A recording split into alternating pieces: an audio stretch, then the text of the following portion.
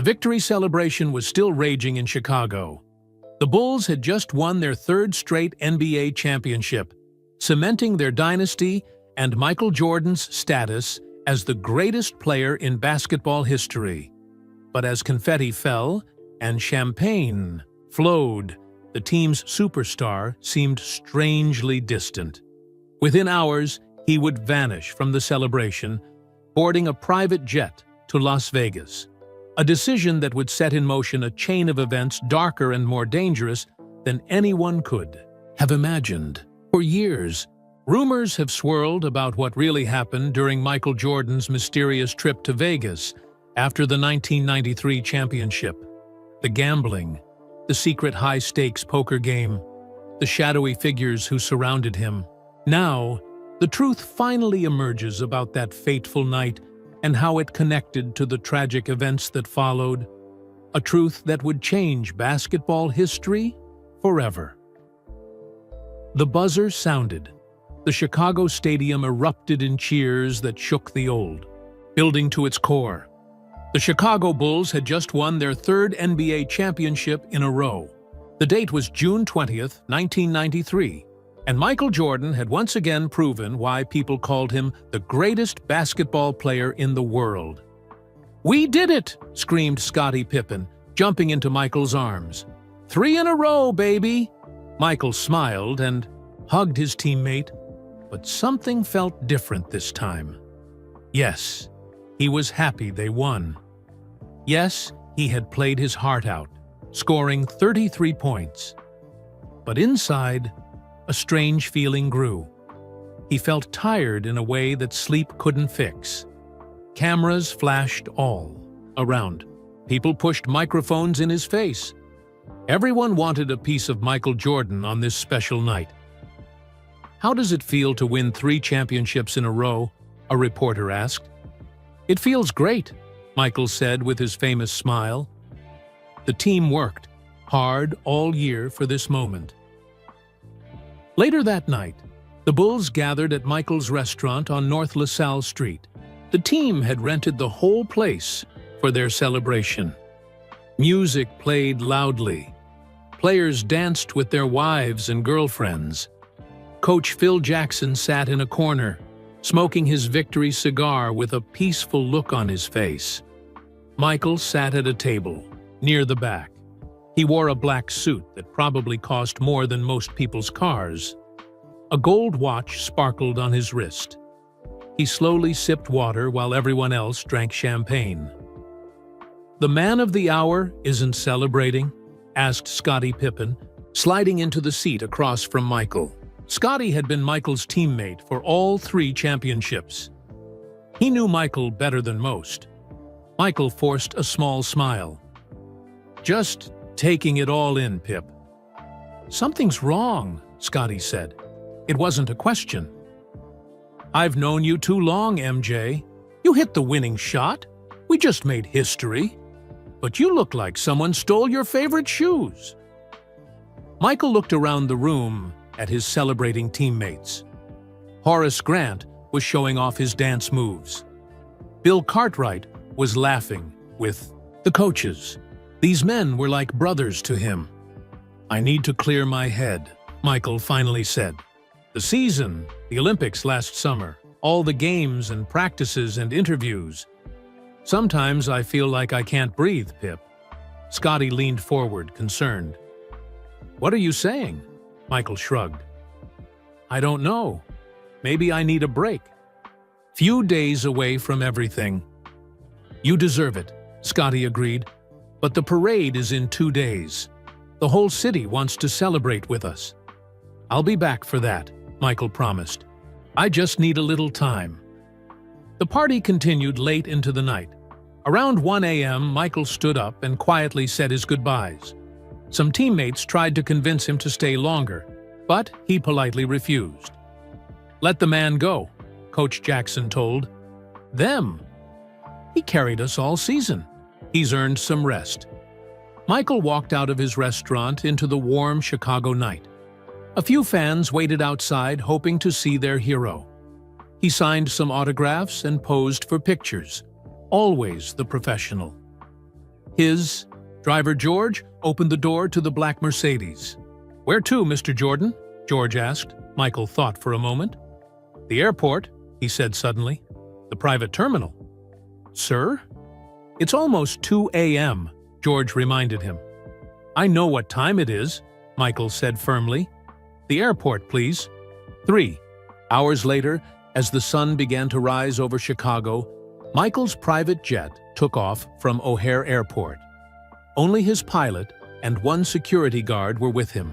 He told no one else where he was going. Back at the Chicago Marriott downtown, where the team was staying after their victory, the phone rang in Scottie Pippen's room at 7 a.m. "Hello?"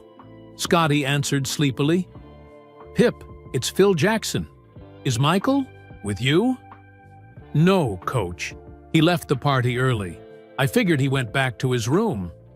"Well, he's not there," Phil said, sounding worried. "Security checked his room. His bed hasn't been slept in. His suitcase is gone." Scottie sat up, suddenly wide awake. That doesn't sound like MJ before a parade. By noon, the story had leaked to the press. Sports reporters camped outside the hotel. The Bulls staff kept saying Michael would return in time for the championship parade, but they couldn't hide their concern. It wasn't until evening that the mystery was solved. A photo appeared in a newspaper. It showed Michael Jordan entering the Mirage Hotel in Las Vegas. Sunglasses on, baseball cap pulled low, but still recognizable to anyone who knew basketball. The headline read, "Where is Michael? Bulls star spotted in Vegas after championship win." Back in Chicago, Scottie Pippen stared at the newspaper in disbelief. "Vegas," he whispered to himself. "What are you doing, Michael?" Meanwhile, in the bright lights of Las Vegas, Michael Jordan walked through the casino of the Mirage. He wasn't looking for the slot machines or the blackjack tables that he famously enjoyed.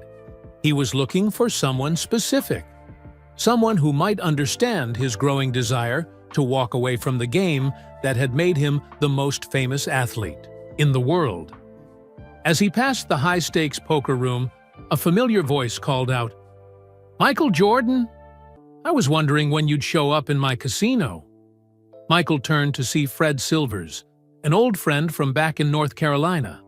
Fred's presence in Vegas was no accident. Michael had come here for a reason, and what would happen in the next 48 hours would change basketball history forever. The championship celebration felt a million miles away now. Michael Jordan had a decision to make, and Vegas was where he chose to make it. "Fred Silvers," Michael said with a genuine smile, "the first real one since the final buzzer of the championship game. What are the chances?" Fred laughed and adjusted his gold-rimmed glasses. "No chance at all, my friend. I've worked at the Mirage for 3 years now. You know that." The two men hugged. Fred was shorter than Michael by a foot, but they shared the same hometown roots. They had known each other since Michael was just a skinny kid shooting hoops on a cracked court in Wilmington, North Carolina. "Come on," Fred said, guiding Michael away from the main casino floor. "Let's go somewhere quiet before people start noticing you." They walked through a door marked "Staff Only" and down a hallway with plush red carpet. Fred used a key card to open another door that led to a small but fancy office. "VIP host," Fred explained, pointing to his name on the door. "I take care of the big spenders." He winked at Michael. "Like you." Michael sank into a leather chair and loosened his tie. The weight of being Michael Jordan seemed to slip from his shoulders for a moment. "So," Fred said, sitting across from him, 3 championships in a row. Most guys would be partying with the team, not flying to Vegas alone. What's going on? MJ?" Michael looked at his hands, the same hands that had held the championship trophy just hours ago. "I'm tired, Fred. Not just regular tired. Soul tired." "Basketball getting to you?" Michael nodded slowly. Everyone wants a piece of me. Jordan the player, Jordan the hero, Jordan the brand. Sometimes I wonder if anyone sees Michael the person anymore. Fred nodded. He'd known Michael long enough to understand. And your dad? How's James doing? A small smile crossed Michael's face. Pop's good. Prouder than anyone about the three-peat. Keeps telling me I should try baseball someday, just like he always wanted. Is that what this is about? You thinking of switching sports? Fred asked, surprised. I'm thinking about a lot of things, Michael admitted. I need space to figure it out. That's why I'm here. Fred leaned back in his chair, studying his famous friend. Well, the Mirage is the perfect place to disappear for a while. I can get you our best suite. Private elevator, room service. No one will bother you. Thanks, Fred. I appreciate that. Before Fred could respond, there was a knock at the door. Without waiting for an answer, a tall man with silver hair walked in.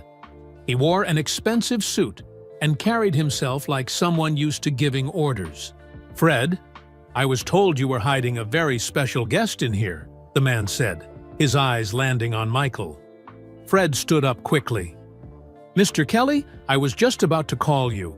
This is Michael Jordan, the man finished, extending his hand. Marcus, Kelly, I own this place. Michael stood and shook his hand. Nice to meet you, Mr. Kelly. Please, call me Marcus. Everyone does. He smiled, showing perfect white teeth. It's not every day we have the greatest basketball player in the world visit us right after winning a championship. Michael noticed that Marcus wore a championship watch similar to the ones the Bulls had received after their first title. You, a basketball fan? Marcus laughed. Fan? I played point guard for UCLA in the 70s. Not quite at your level, but I held my own. The three men talked basketball for a few minutes. Marcus knew his stuff, mentioning specific plays from the championship series that impressed even Michael. So, Marcus finally said, what brings the great Michael Jordan to my humble casino when he should be celebrating in Chicago? Michael and Fred exchanged glances. Just needed some time away, Michael said simply. Marcus nodded, seeming to understand. Perfectly. The spotlight gets hot, doesn't it? Even for someone who shines as bright as you. For some reason, Michael felt he could trust this man. Maybe it was their shared love of basketball. Maybe it was just that Marcus didn't seem impressed by his fame. I've been thinking about walking away, Michael said suddenly. Fred looked shocked, but Marcus didn't even blink. From basketball? Marcus asked. Michael nodded. I've done it all. 3 championships, MVP awards, Olympic gold medal. What's left to prove? Marcus considered this for a moment. Nothing to prove to others, perhaps. But what about to yourself? Before Michael could answer, Marcus checked his expensive watch. Listen, I'm hosting a private game tonight. High stakes, interesting people. No press, no fans, just cards, conversation, and discretion. Might help clear your head. He looked at Michael with understanding eyes. Sometimes the best way to make a big decision is to step away from it for a night. Michael normally didn't play cards with strangers, but something about Marcus made him curious. Plus, the idea of a night where no one wanted anything from him except his company at a poker table was appealing. What time? Michael asked. 10 o'clock. Fred can bring you up. Marcus handed Michael a gold card with nothing but the number 12 printed on it. Show this at the private elevator. After Marcus left, Fred stared at Michael. You're not really thinking of retiring, are you? You're at the top of your game. Michael gazed out the window at the bright Las Vegas Strip, lights flashing against the desert night. That might be the perfect time to walk away. Fred shook his head in disbelief. Well, if you're serious about this, just be careful tonight. Marcus Kelly's games aren't your typical friendly poker nights. These are serious. Players with serious money. "I can handle myself," Michael said confidently. "I know you can on the basketball court," Fred replied. "But this is different. These guys don't care about your jump shot or your championships. In that room, you're just another player with chips." Michael smiled. "That sounds perfect, actually."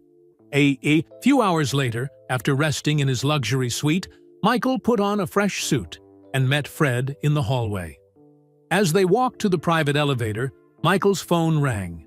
The caller ID showed Bull's office. Michael silenced the phone without answering. "They're probably wondering where you are," Fred said. "The parade is tomorrow." "I'll be there," Michael promised. "But tonight, I need this." The elevator opened, directly into a small, elegant lobby with a single door. A security guard checked Michael's gold card and nodded respectfully. "Mr. Kelly is expecting you, Mr. Jordan." As the door opened, Michael could hear the soft click of poker chips and quiet conversation. He stepped into a room that would change the course of his life forever. What Michael Jordan didn't know was that someone in that room had been waiting for him. Someone who had plans that had nothing to do with poker and everything to do with the future of basketball's greatest star. The private poker room at the Mirage was nothing like the noisy casino floor below. Thick carpet muffled footsteps. Dark wooden walls absorbed sound. A crystal chandelier hung from the ceiling, casting warm light over a large green felt table. The air smelled of expensive cigars and leather. Marcus Kelly stood as Michael entered. "The guest of honor has arrived, gentlemen." 5 men sat around the table. They all turned to look at Michael, their expressions ranging from surprise to calculated indifference. "Allow me to make introductions," Marcus said smoothly. "Michael Jordan, I'm sure you need no introduction." A round of nods and murmurs followed. "To my right is Howard Mills, owner of Mills Electronics." A heavy-set man with a red face nodded. "Good game the other night," he said. "That last shot was something else." Next to him is Senator Thomas Wilson. A thin man with gray hair smiled tightly. "An honor, Mr. Jordan, though I must confess I'm a Knicks fan." Michael laughed. "Nobody's perfect, Senator." Across from me is Richard Dawson. A man with movie star looks raised his glass in greeting. Michael recognized him from action films, and beside him is Walter Green, who owns half the casinos in Tufits, Atlantic City. A short, balding man with thick glasses didn't look up from his chips. "Let's play," he said impatiently. Michael took the empty seat between Marcus and Richard. Fred hovered nearby, looking uncomfortable. "I'll be at the bar if you need anything," Fred told Michael quietly. "What are we playing?" Michael asked, as a dealer in a black vest appeared. "Texas Hold'em," Marcus replied. $5,000 buy-in to start. No limit." Michael nodded, feeling a familiar rush. Not like basketball, but similar.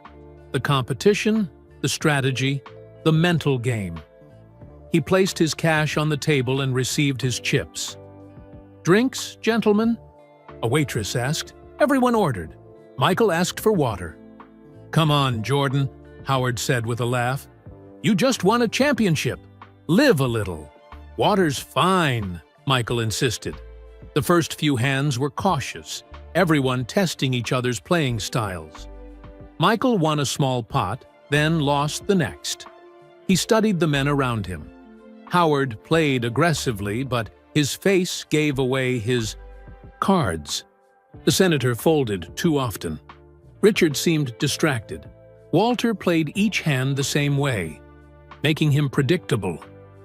Only Marcus was hard to read. His face showed nothing. An hour passed. The stakes grew higher. Michael lost $20,000, then won $35,000. The conversation flowed easily between hands. "So," Howard said during a shuffle, "3 championships in a row. Going for a 4th?" Michael shrugged. "One season at a time. I heard rumors you might retire," the senator said casually. Michael's eyes narrowed. He hadn't told anyone except Fred about his thoughts. "Where'd you hear that?" The senator backtracked quickly. "Just gossip, I suppose. Sports talk shows speculating." "Retire?" Richard laughed. "At the top of your game. That would be career suicide." "Sometimes there are more important things than career," Michael said, studying his cards. "Like what?" Walter asked, speaking up for the first time in a while. "Family, peace of mind, new challenges." The men exchanged glances that Michael couldn't. Quite red. The conversation felt strange, like they knew something he didn't. Around midnight, the door opened and a new player entered. He was tall, almost as tall as Michael, with light brown skin and short black hair sprinkled with gray. He wore a perfectly tailored navy suit and moved with athletic grace. "Ah, Vincent," Marcus said, standing to greet him. "I wondered if you'd join us." "Sorry I'm late," the man said, his voice deep and smooth. "Business call ran long." "Michael, Jordan, meet Vincent Carter," Marcus said. Vincent owns several sports management companies and has an eye for talent. Vincent's handshake was firm as he met Michael's gaze. "The great Michael Jordan, an honor to finally meet you. I've been following your career since North Carolina." Something about Vincent made Michael uneasy. His smile seemed genuine, but his eyes were calculating, assessing. "You know my college days?" Michael asked. "Of course," Vincent replied, taking the empty seat directly across from Michael. "That shot against Georgetown in the '82 championship game? Legendary. I was there, actually. Freshman year." Michael relaxed slightly. A fellow UNC fan couldn't be all bad. But as the game continued, his uneasiness returned. Vincent played masterfully, winning hand after hand. More concerning, he seemed to know things about Michael that weren't common knowledge. "Your first car was a 1976 Grand Prix, right?" Vincent asked during one hand. "Green, if I remember correctly." Michael stared at him. "How would you know that?" Vincent shrugged. "I read it somewhere." Later, Vincent mentioned Michael's high school. Coach, Pop Herring, by name, something even most sports reporters didn't know. "You know a lot about me," Michael observed during a break. "I make it my business to know about exceptional people," Vincent replied. "And you, Mr. Jordan, are certainly exceptional." As the night wore on, the other players dropped out one by one. By 2 a.m., only Michael, Marcus, and Vincent remained. The stakes had risen dramatically. Michael was down over $100,000, but the amount didn't worry him. He had earned over $30 million in endorsements alone last year. What worried him was Vincent. The man kept watching him with those calculating eyes, like he was waiting for something. "You seem troubled, Michael," Vincent noted as the dealer shuffled. "Second thoughts about being here instead of Chicago?" "No," Michael said firmly. "I needed this break." "From basketball?" Vincent asked, his tone casual but his eyes intense. "From everything." Marcus cleared his throat. "Speaking of basketball, I've been meaning to ask you, Michael, these gambling rumors in the press, are they giving the NBA headaches?" Michael frowned. Several newspapers had recently published stories about his gambling habits. "The league knows I like to play. It's not a secret. It's my money and my business." "But it does raise questions, doesn't it?" Vincent pressed. "The image of the NBA's biggest star placing large bets. Some might call it a problem." "I don't have a problem," Michael said sharply. Vincent raised his hands. I meant no offense. I admire your passion, but passion can become complicated when you're a public figure. The conversation felt like it had another layer, a hidden meaning Michael couldn't grasp. He glanced toward the bar where Fred sat, watching anxiously. Fred gave a small head shake, as if warning him. "You know," Vincent said, stacking his chips carefully, "there's a fine line between loving competition and needing it. Between playing to win and playing because you can't stop." "What exactly are you getting at?" Michael asked, his patience wearing thin. Vincent smiled. "Just making conversation. Deal the cards." The dealer began a new hand. Michael received an ace and a king. A strong starting hand. He bet aggressively. Marcus folded early, leaving just Michael and Vincent. The community cards came: ace, 7, 3, jack, queen. Michael had a pair of aces with a king kicker. A strong hand. "All in," Vincent said suddenly, pushing his entire stack of chips forward. Michael hesitated. Vincent either had a better hand or was bluffing. Michael prided himself on reading people, on knowing when to take risks. He stared at Vincent, trying to see past the calm exterior. "I'll call," Michael said, pushing his chips in. Vincent turned over his cards. Ace, jack. 2 pair, aces and jacks. Michael's stomach dropped as he showed his ace. King. Vincent's hand was better. "Bad luck," Vincent said, collecting the massive pot. Michael stood up. "I think I'm done for tonight." "Already?" Vincent asked. "The night is young.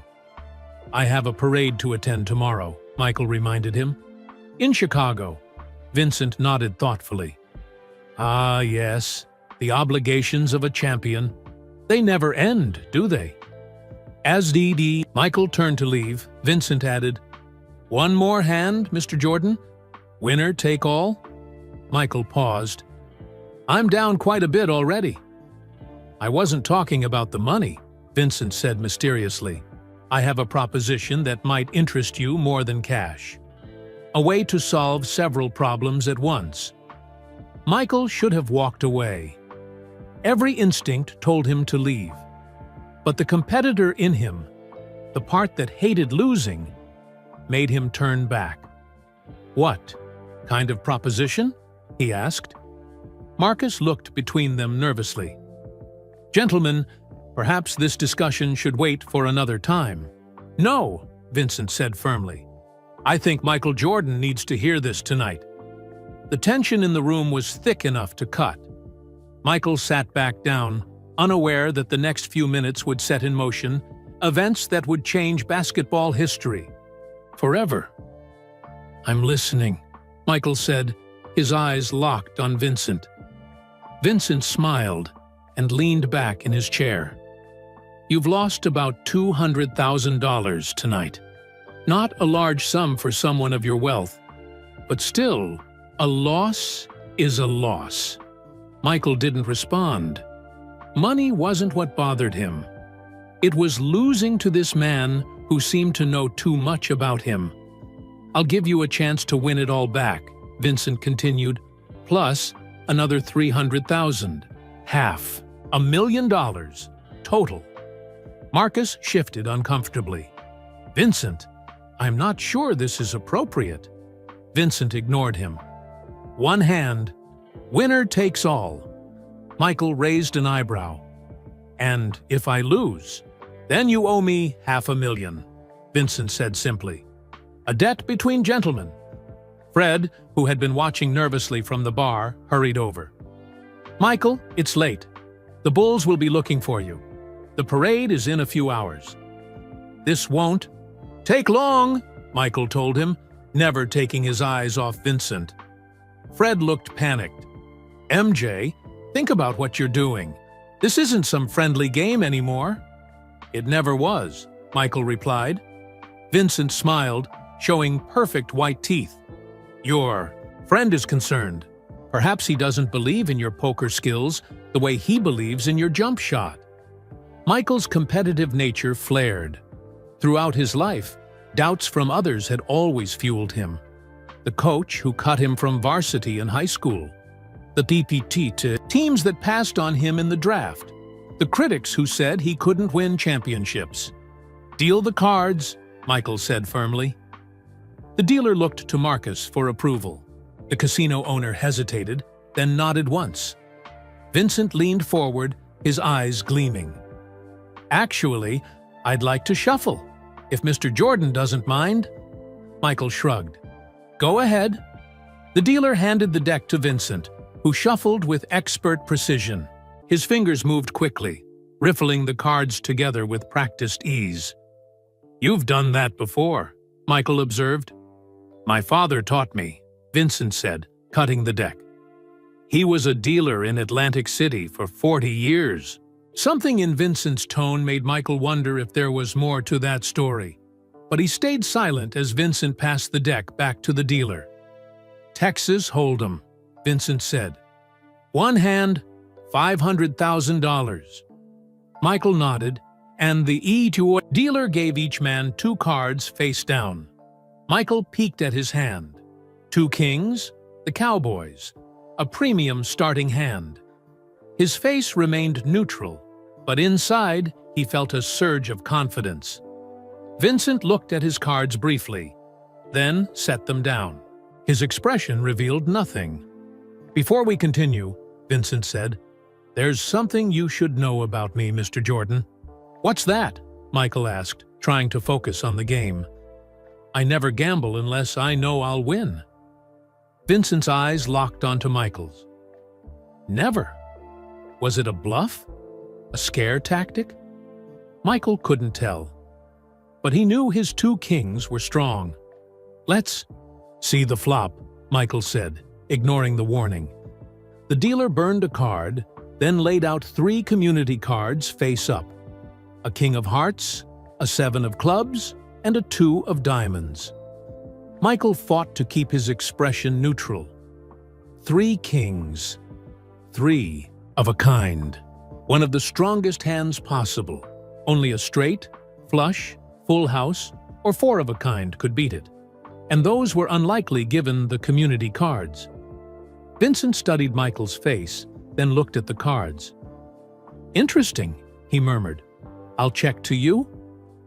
10,000, Michael said, pushing forward chips. Vincent matched his bet without hesitation. "Call." The dealer burned another card and turned over the 4th community card. The king of clubs. Michael's heart raced. 4 kings. 4 of a kind. The second strongest hand in poker, beaten only by a straight flush. The odds of this happening were astronomical. "Check," Vincent said, his face still unreadable. Michael tried to stay calm. 50,000, Vincent smiled slightly. "I'll call." He matched Michael's bet. "And raise you another 100,000. Fred stepped closer. "Michael," he whispered urgently. Michael waved him off.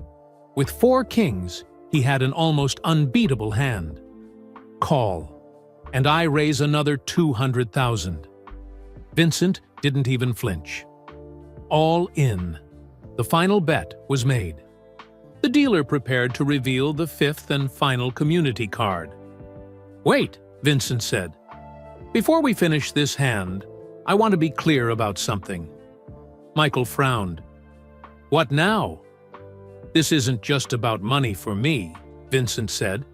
"It's about proving a point." "What point?" "That even the great Michael Jordan has weaknesses, that even legends can fall." Vincent leaned forward. "Everyone has a price, Mr. Jordan. Even you." The dealer turned over the final card. The Ace of Spades. Michael still had 4 kings. An incredible hand. "Show your cards, gentlemen," the dealer instructed. Michael turned over his 2 kings, revealing his 4 of a kind. "Kings," he said confidently. Vincent nodded appreciatively, then slowly turned over his cards, the ace of hearts and the ace of diamonds. "Aces full," the dealer announced. "Four of a kind, aces." The only hand that could have beaten Michael's four kings was four aces. The odds were less than 1 in a million. Michael stared at the cards in disbelief. "That's impossible," he whispered. Vincent gathered the chips with a satisfied smile. "Nothing's impossible, Mr. Jordan. Isn't that what your Nike commercials say?" Fred put a hand on Michael's shoulder. "We need to go. Now." Michael stood up, still stunned by what had just happened. The loss itself didn't bother him as much as the feeling that he'd been set up, that the deck had been stacked against him from the start. "I'll have my accountant transfer the money tomorrow," Michael said stiffly. Vincent shook his head. "I don't want your money, Mr. Jordan." Michael frowned. "Then what was this about?" "Consider it a demonstration," Vincent said, standing to face Michael directly. "A reminder that everyone can lose when the game is rigged." Marcus stepped between them. "Vincent, that's enough." "What are you talking about?" Michael demanded. Vincent straightened his tie. "Let's just say I have a business proposition for you, something more valuable than money." "I'm not interested in any proposition from you," Michael said, turning to leave. "Not even if it involves Atlantic City?" Vincent called after him. "A special exhibition game. You against my team of street players. Winner takes the spotlight. Loser. Well, the loser fades away." Michael stopped. "You want me to play basketball against your street team? One game. Broadcast on pay-per-view. The gambling world would go crazy for it." Fred tugged at Michael's arm. "He's trying to use you, MJ. Your name, your fame. Don't fall for it." Vincent smiled coldly. "It's not about using him. It's about giving the people what they want. And what they want is to see if the legend is as good as they say. If he's worth betting on." Michael stepped closer to Vincent. "I don't play for gamblers. I play for championships." "Do you?" Vincent asked. "Or do you play for the thrill? The rush of taking risks? The high of winning against the odds?" He gestured to the poker table. "The NBA might not appreciate how much you enjoy games of chance, Mr. Jordan. How much money you've lost. The company you keep in places like this." The threat was clear. Vincent was implying he could make Michael's gambling public in a way that would damage his reputation and relationship with the NBA. "Are you threatening me?" Michael asked, his voice dangerously quiet. "Not at all," Vincent replied smoothly. "I'm offering you an opportunity. Play one game against my team in Atlantic City. The betting will be enormous, and all I ask is that you don't play your best." Michael's eyes widened as he understood. "You want me to throw a game?" "I prefer to call it entertaining the crowd," Vincent said with a shrug. "Basketball is entertainment, after all. And sometimes the audience wants to see the underdog win." Marcus stepped in again. "This conversation is over. Mr. Jordan is leaving now." Michael glared at Vincent. "You set me up. The cards were marked." Vincent spread, his hands innocently. "Prove it. Call the Gaming Commission. File a complaint. Let the world know Michael Jordan lost $500,000 gambling in Vegas the night after winning the NBA championship. I'm sure the NBA commissioner would love to hear that story." Michael felt trapped. He looked at Fred, who seemed equally shocked by the turn of events. "Think about it," Vincent said, handing Michael a business card. "You have until tomorrow night. After that, well, I can't promise your gambling habits will remain private." Michael took the card automatically, too stunned to refuse. "Good night, Mr. Jordan," Vincent said with a small bow. "Na man, Center UD.1. Congratulations again on your championship." It would be a shame if anything tarnished such a legacy. As Michael and Fred walked out of the private room, the world seemed to spin around them. Everything that had happened felt surreal, like a bad dream. "What just happened in there?" Michael asked, once they were alone in the elevator. Fred looked pale. "I'm not sure, but whatever it wasn't good." Michael stared at Vincent's business card. It was plain white with just a phone number printed in black. "He cheated," Michael said. "Had to have." "Probably," Fred agreed. "But he's right about one thing. If you make accusations, your gambling becomes the story. The Bulls, the NBA, your sponsors, they wouldn't like it." Michael leaned against the elevator wall and closed his eyes. The championship celebration in Chicago felt like it had happened a lifetime ago. "What are you going to do?" Fred asked quietly. Michael opened his eyes. His face hardened with determination. "I'm not throwing any game, ever. Not for him, not for anyone."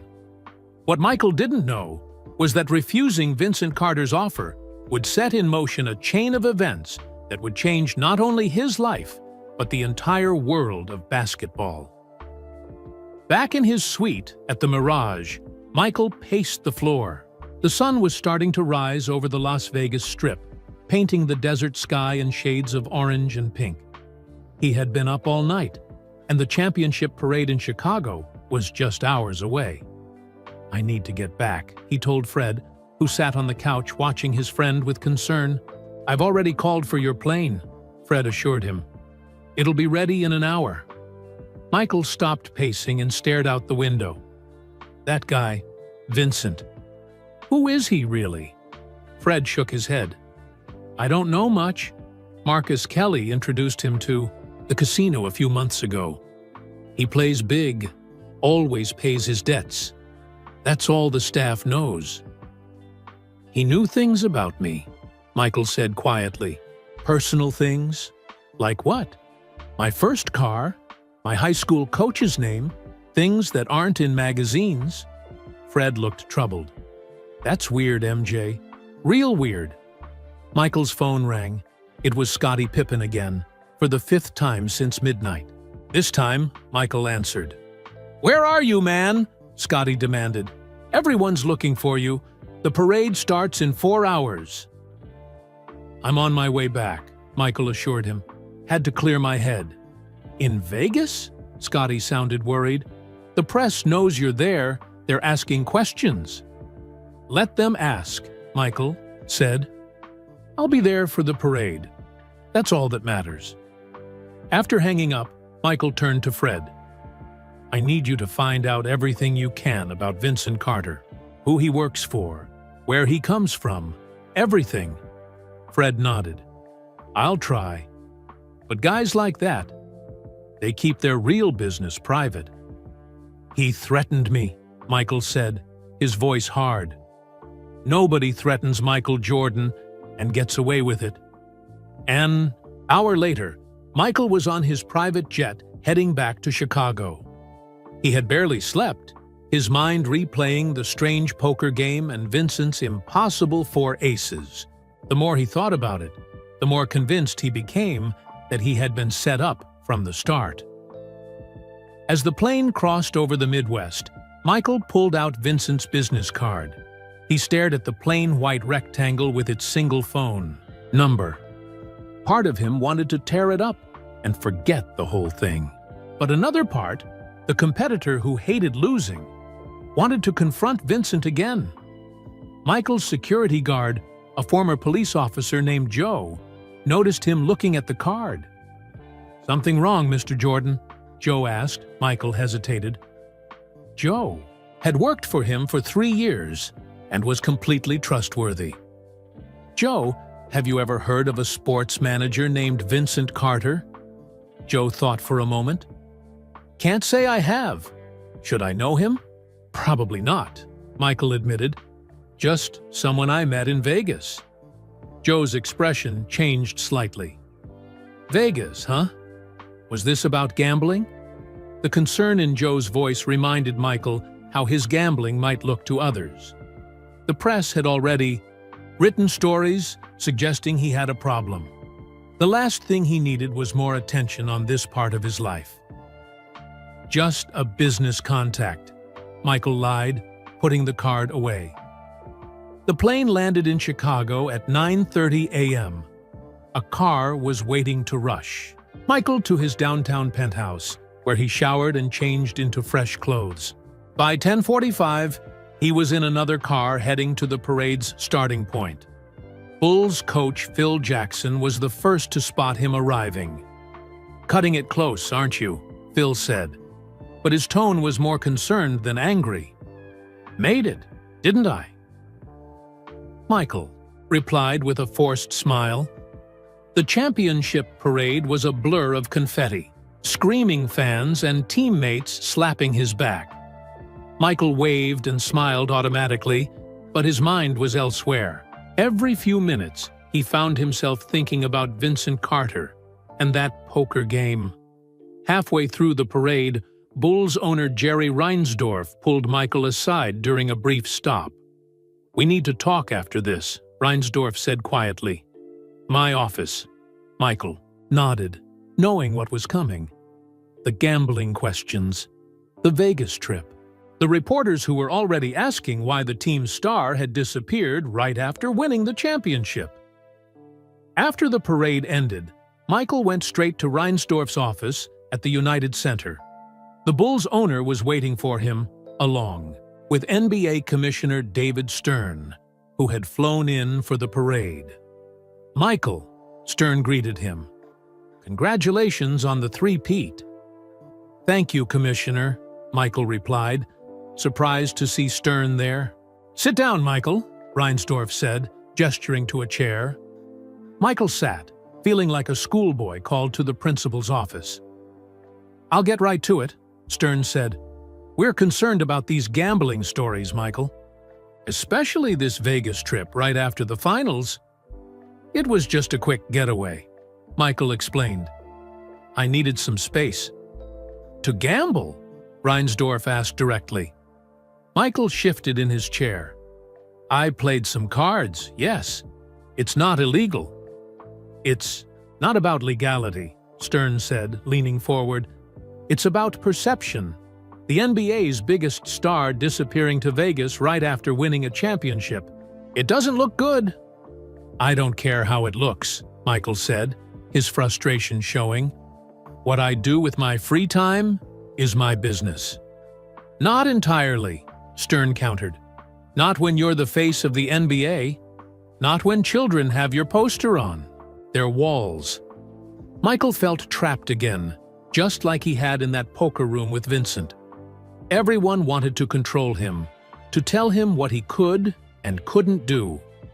"There are rumors," Reinsdorf said carefully, "about the amounts you're gambling. Michael, hundreds of thousands of dollars in a single night. If true, that would concern us." "As I said, it's my money," Michael insisted. Commissioner Stern cleared his throat. "Michael, let me be direct. The league is considering an investigation into your gambling activities." The words hit Michael like a punch to the gut. "An investigation? For what?" "To determine if your gambling creates any conflicts with your duties as a player," Stern explained. "To ensure the integrity of the game is not compromised." Suddenly, Vincent Carter's threat made more sense. He had known this was coming, known that Michael's gambling was already on the NBA's radar. "I have never bet on basketball," Michael said firmly. "Never." "We believe you," Reinsdorf assured him. "But we need to protect the league and the Bulls brand." Michael stood up. "So, what are you saying? That I can't play cards on my own time with my own money?" "We're saying you need to be more discreet," Stern replied, "and perhaps consider if this level of gambling is healthy." Michael felt his anger rising. "Now you're questioning my health? My choices?" "Michael, please." Reinsdorf tried to calm him. We're on your side here." But Michael didn't feel like they were on his side. He felt cornered, judged, controlled. "I need some air," he said, walking toward the door. "Michael," Stern called after him. "This isn't going away. We need to address it." Michael paused at the door. "I'll think about it," he said without turning around. As he walked through the United Center, a building where fans cheered his name like a god, Michael Jordan felt more alone than ever. The freedom he craved seemed further away, not closer. Outside, reporters spotted him and shouted questions. "Michael, did you lose money in Vegas?" "Jordan, is the NBA investigating your gambling?" "Michael, are the rumors true about betting on your own games?" Michael pushed past them without answering and climbed into his car. As his driver pulled away, he took out Vincent Carter's business card again. For a moment, his finger hovered over the dial button on his phone. What if he called Vincent and told him he'd consider the exhibition game? Not to throw it, of course, but to play and win fairly. Would that satisfy Vincent? Would it make these gambling stories go away? Instead, Michael put the card away again.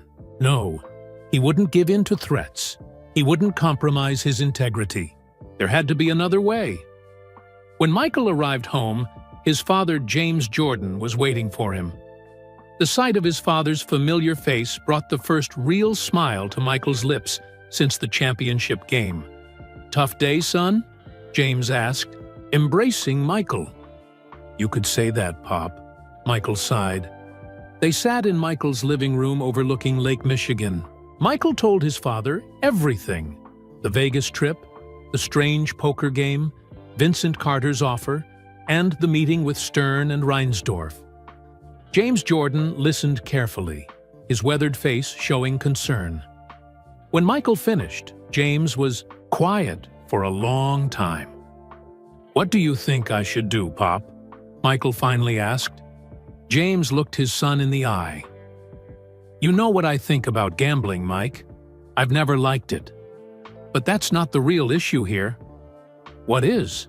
"The issue is whether basketball still makes you happy," James said simply. "Whether it's worth all this." Michael stared out the window at the Chicago skyline. "I don't know anymore, Pop. I really don't." "Then maybe it's time for a break," James T.T.'s suggested gently. "You've won 3 championships in a row. You've been the best. Maybe it's time to try something else for a while." "Like what?" Michael asked. James smiled. "Well, you know, I've always thought you could play baseball." The mention of baseball sparked something in Michael's mind. A new challenge, a different world, away from the pressures of being basketball's greatest star, away from Vincent Carter and gambling controversies. "You really think I could do it?" Michael asked. "Son, you can do anything you set your mind to," James said confidently. "You've proven that." For the first time since leaving Las Vegas, Michael felt a weight lifting from his shoulders. A way forward was beginning to take shape in his mind. What he didn't know was that Vincent Carter was already making his next move, and that the stakes were about to get much higher than a poker game or an exhibition basketball match. 2 days after the championship parade, Michael found himself back in Las Vegas. He told no one where he was going. Not his teammates, not his coaches, not even his father. Only Joe, his security guard, accompanied him on the private jet. "Are you sure about this, Mr. Jordan?" Joe asked, as they approached the Mirage Hotel after midnight. "After everything that happened last time." "I need answers," Michael said firmly. "And I'm not leaving until I get them." The Mirage was still busy, even at 2 a.m. Tourists played slot machines, dealers shuffled cards. No one seemed to notice the most famous basketball player in the world walking through the casino in jeans, a baseball cap, and sunglasses. Michael headed straight for the high-stakes poker room, hoping to find Marcus Kelly or Fred Silvers. Instead, He found an empty table and a different manager on duty. "I'm looking for Fred Silvers," Michael told the manager. "Mr. Silvers isn't working tonight," the man replied. "What about Marcus Kelly?" The manager looked uncomfortable. "Mr. Kelly isn't available either." Michael frowned. "When will they be back?" "I'm not at liberty to say, sir. Perhaps you'd like to leave a message?" Something wasn't right. Michael could feel it. He took out his phone and tried calling Fred's number, but it went straight to voicemail. As Michael walked back through the casino, he noticed a familiar face behind the bar. A young woman with short blonde hair and friendly eyes. She was mixing drinks and laughing with customers. Michael approached the bar and sat down. "What can I get you?" she asked without looking up. "Just water," Michael replied. The bartender glanced up, ready to serve the water. Her eyes widened with recognition. "Oh my God," she whispered. "You're Michael Jordan." Michael smiled slightly. "And you are?" "Sarah," she said. "Sarah Miller." She quickly poured his water. "I can't believe you're here. I was watching when you won the championship last week." "Thanks," Michael said. He took a sip of water, then decided to take a chance. "Sarah, I'm looking for some people who work here. Fred Silvers and Marcus Kelly. Do you know them?" Sarah's smile faltered. "Mr. Kelly is the owner. Everyone knows him. And Fred?" She hesitated. "Fred called in sick yesterday. Hasn't been in since." "That's strange," Michael said. "Fred seemed fine when I saw him a few days ago." Sarah leaned closer. "Look, I probably shouldn't be telling you this, but there's been some weird stuff happening here the past couple days. Fred was asking questions about some high roller who played here last week. Then suddenly, he's sick, and Mr. Kelly hasn't been around either." "This high roller," Michael said carefully. "Was his name Vincent Carter?" Sarah's eyes widened. "How did you know?" "I played cards with him," Michael explained. "I need to find him. It's important." Sarah glanced around to make sure no one was listening. "My shift ends in an hour. If you want to talk more, I'll be at the Moonlight Diner across the street." Michael nodded. "I'll be there." For the next hour, Michael wandered through the Mirage, keeping a low profile. He went back to the poker room, asked around about Vincent Carter, but no one seemed to know him, or they weren't talking. At 3 a.m., Michael slipped out of the casino and crossed Las Vegas Boulevard to the Moonlight Diner. It was a small 24-hour place with neon signs and red vinyl booths. Only a few customers sat inside, drinking coffee and eating late-night pancakes. Sarah arrived 15 minutes later, having changed out of her bartender uniform into jeans and a t-shirt. "Thanks for coming," Michael said, as she slid into the booth across from him. "I shouldn't be talking to you about this," Sarah admitted, "but something doesn't feel right, and, well, you're Michael Jordan. If you're worried about something, it must be serious." A waitress came by, and they both ordered coffee. "Tell me what you know about Vincent Carter," Michael said once the waitress had gone. Sarah took a deep breath. "Not much. He started coming to the Mirage about 2 months ago. Always played in the private room with Mr. Kelly. Always left with more money than he came with. Is he a professional gambler?" "I don't think so," Sarah said. "He never gets excited or angry when he wins or loses. It's like the money doesn't matter to him." "What does matter to him?" Michael asked. Sarah thought for a moment. "Connections. He's always talking to important people. Athletes, businessmen, politicians. Fred said Vincent was more interested in collecting people than collecting money." Their coffee arrived, and they sipped in silence for a moment. "Fred was worried about you," Sarah suddenly said. "After you left last time. He kept saying MJ's in trouble and doesn't even know it." "What kind of trouble?" Sarah shook her head. "He wouldn't say." But the next day, he started asking questions. About Vincent, where he came from, who he worked for. Then, he disappeared. Michael felt a chill despite the warm Nevada night. And Marcus Kelly? Gone, too, Sarah confirmed. His secretary says he's on vacation, but he never goes away during high season.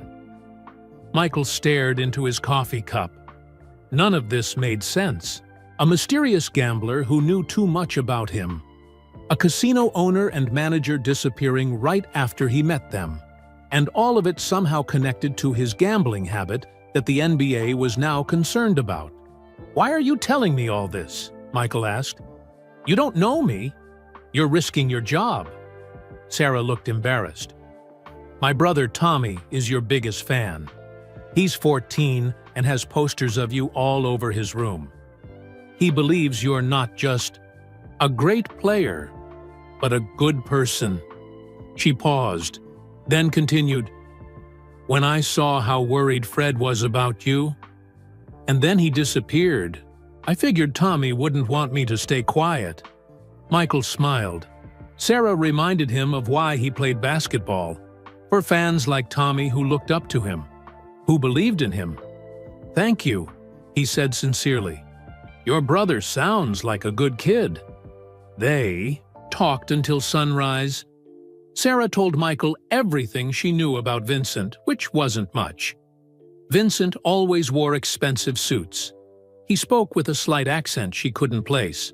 He never gambled on weekends. As the diner filled with early morning customers, Michael realized they'd been talking for hours.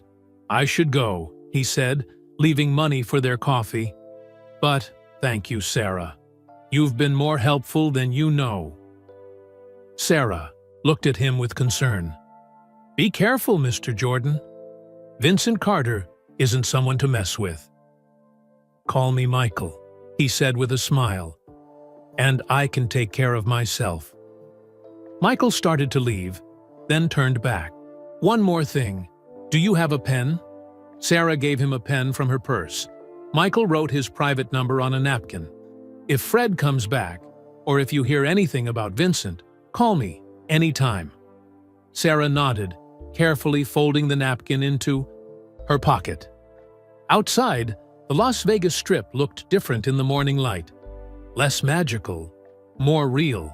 Michael's phone showed 7 missed calls, 3 from his agent, 2 from Bulls management, 1 from Scottie Pippen, and 1 from his father. He called his father first. "Michael," James Jordan answered immediately. "Where are you, son? Everyone's looking for you." "I needed to handle something, Pop," Michael explained vaguely. "I'm fine." "The team called me," James said. "There's a meeting scheduled with Commissioner Stern tomorrow about the gambling investigation. They need you there." Michael closed his eyes. He'd almost forgotten about the NBA's concerns in his quest to find Vincent. "I'll be there," he promised. "I'm heading to the airport now." After hanging up, Michael stared at Vincent's business card again. He still hadn't called the number. Maybe it was time. But before he could dial, his phone rang with an unknown caller. "Hello?" Michael answered. "Mr. Jordan," a familiar voice said. "I was wondering when you'd return to Vegas." Michael's grip tightened on the phone. "Vincent, I hear you've been asking questions about me," Vincent said calmly.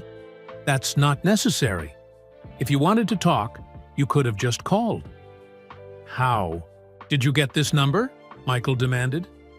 "How do you know I'm in Vegas?" Vincent chuckled. "Let's just say I have resources, like the security cameras at the Mirage that showed you arriving last night, or the waitress at the Moonlight Diner who texted her friend about serving Michael Jordan breakfast." Michael looked around, suddenly feeling exposed on the busy street. "What do you want from me?" Michael asked directly. "The same thing I wanted 3 days ago," Vincent replied. "One exhibition game in Atlantic City. You against my players.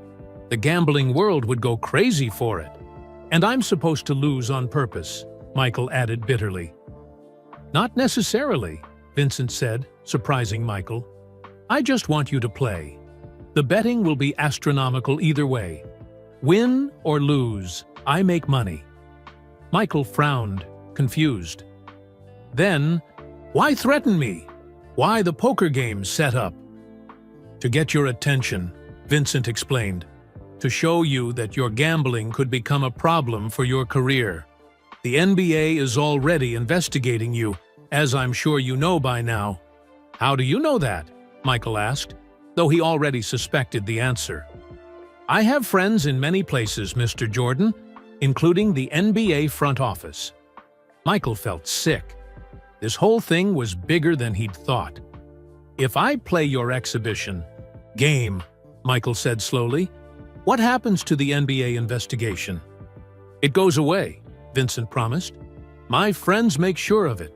Your gambling habits become a non-story. You continue your career without the cloud of scandal." It sounded too easy. "And if I refuse?" Vincent's voice hardened. "Then, unfortunately, certain betting slips with your signature might find their way to Commissioner Stern's desk. Bets on NBA games. Not Bulls games, of course, but still, enough to end your career." "I never bet on NBA games," Michael said angrily. "Those would be forgeries." "Perhaps," Vincent agreed, "but the investigation would be long and painful. Your reputation would suffer either way." Michael wanted to throw the phone into traffic, but he kept his cool.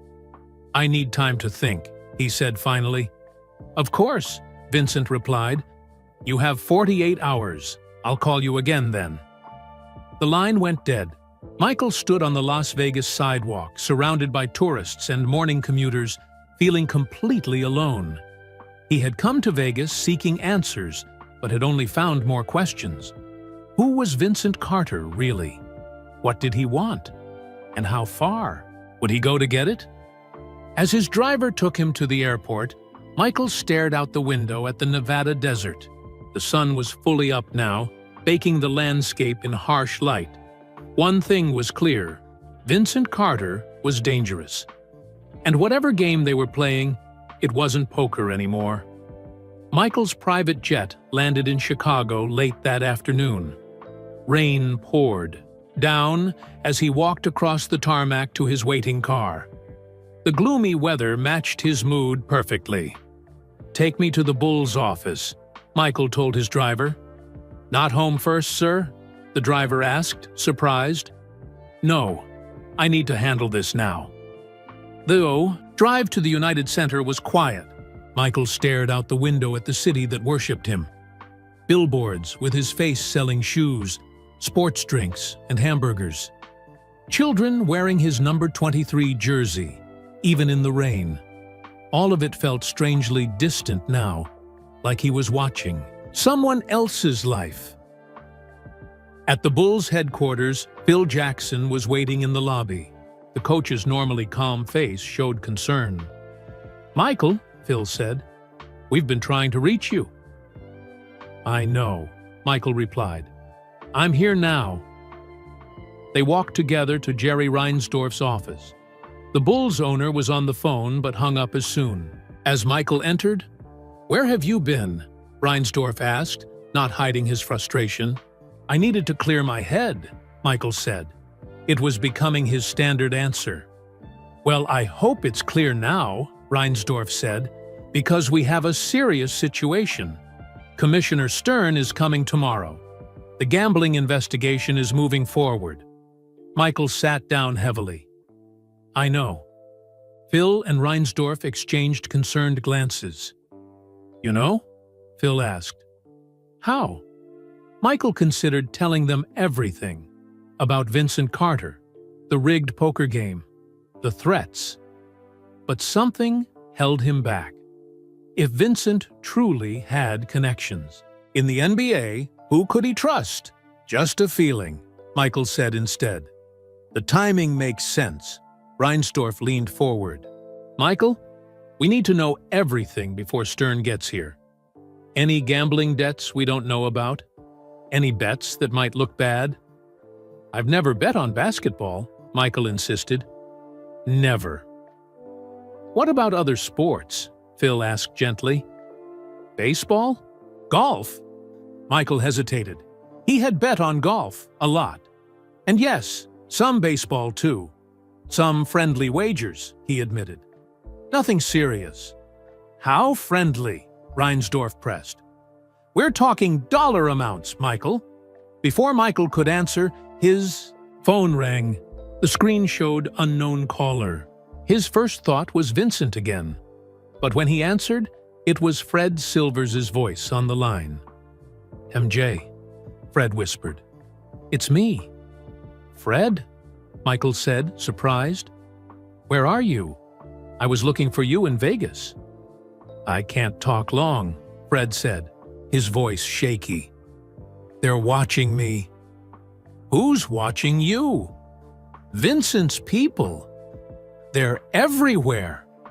Fred paused, then added, Don't trust anyone at the NBA, Michael. Vincent has people there, high up. Michael's blood ran cold. Phil and Reinsdorf were watching him closely, clearly curious about the call. Where are you, Fred? Michael asked again. Let me help you. No. Fred's voice cracked with fear. Stay away from me. It's too dangerous. Just be careful. And whatever you do, don't agree to that game in Atlantic City. The line went dead. Michael stared at his phone, then slowly put it away. Who was that? Reinsdorf asked. Just a friend, Michael said. Personal business. Phil Jackson studied Michael's face carefully. Is everything okay, Michael? You look like you've seen a ghost. In a way, he had. Fred's call confirmed his worst fears. Vincent Carter wasn't just a random gambler. He had power, connections, and for some reason, he was targeting Michael Jordan. I'm fine, Michael lied. Just tired. Well, get some rest, Reinsdorf advised. The meeting with Stern is at 10 a.m. tomorrow. We need you sharp and focused. As Michael left the Bulls' office, rain still falling outside, he felt trapped in a game where he didn't know the rules. Basketball was simple. You knew the court, the time, the score. But this was something else entirely. That night, Michael couldn't sleep. He paced his penthouse apartment, staring out at Lake Michigan. Around midnight, he picked up his phone and dialed the number on Vincent's business card. It rang 3 times before Vincent answered. Mr. Jordan, I didn't expect to hear from you so soon. I want to meet, Michael said firmly. Face to face, no more phone calls, no more games. Vincent was quiet for a moment. That can be arranged. Where and when? Tomorrow night. Chicago. I'll text you the location. Very well, Vincent agreed. Though I should warn you, if you're planning something foolish, it won't end well. Just be there, Michael said before hanging up.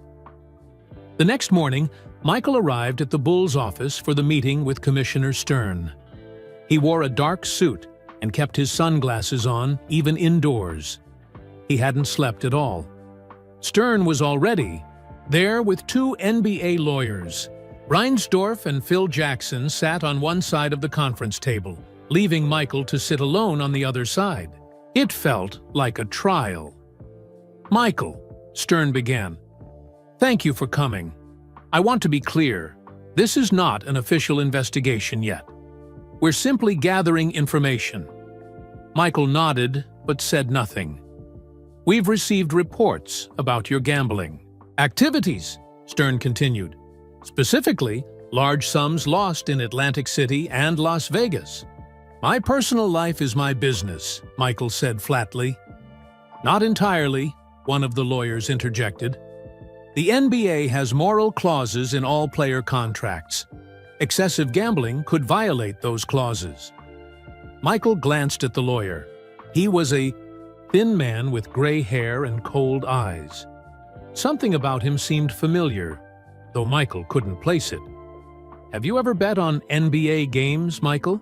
Stern asked directly. "No," Michael said firmly. "Never. What about through intermediaries, friends who placed bets for you?" "No," Michael repeated. The gray-haired lawyer slid a folder across the table. "We have statements from casino employees that suggest otherwise." Michael opened the folder. Inside were written statements from people claiming they had seen Michael place bets on NBA games through friends. One statement was from a casino host at the Mirage, Las Vegas. Michael's jaw tightened. This was Vincent's work. The statements were lies, but they looked official. "These are false," Michael said, closing the folder. "Are they?" the lawyer pressed. "We have multiple sources," Phil Jackson spoke up. "Commissioner, Michael has earned the right to be taken at his word. His character isn't in question here." "Everyone's character is in question when it comes to gambling and sports," Stern replied. "The integrity of the game is paramount." The meeting continued for 2 hours. The same questions, asked different ways. The same accusations, thinly veiled as concerns. Through it all, Michael maintained his innocence, but he could tell that the damage was being done. As the meeting ended, Stern pulled Michael aside while the others left the room. "Michael," Stern said quietly, "I've always respected you. You've done wonders for this league, but I need to protect the NBA. If there's anything you want to tell me, anything at all, now's the time." Michael looked into Stern's eyes, searching for signs that the commissioner might be one of Vincent's people in the NBA. But Stern's concern seemed genuine. "I've never bet on basketball," Michael said one more time, "but someone is trying to make it look like I did." Stern frowned. "What do you mean? Who would do that?" Michael almost told him everything then. About Vincent, the poker game, the threats. But Fred's warning rang in his ears. "Don't trust anyone at the NBA."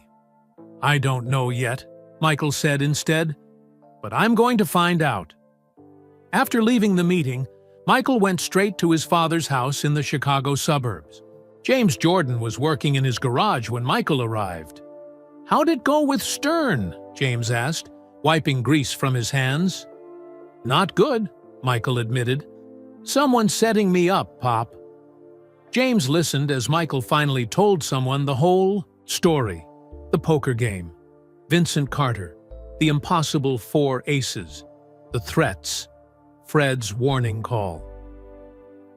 When Michael finished, James sat heavily on his workbench. "This is serious, son. More serious than I thought." "I'm meeting Vincent tonight," Michael said. "I need to end this."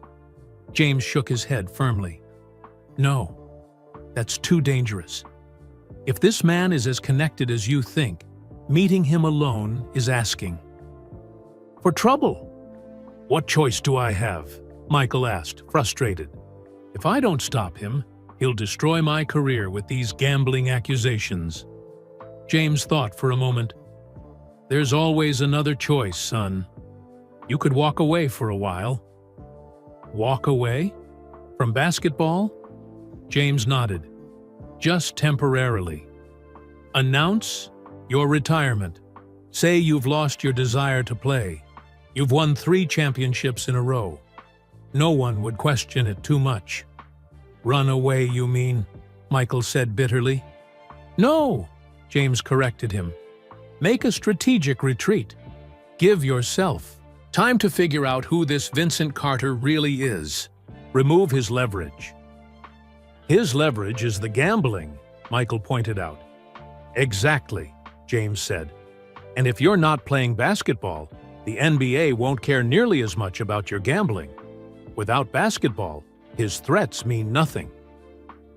Michael paced the garage, considering his father's words. It was crazy, walking away at the peak of his career, but it also made a strange kind of sense. If he wasn't playing, Vincent's threats about the NBA investigation lost their power. "What would I do?" Michael wondered aloud. If not basketball?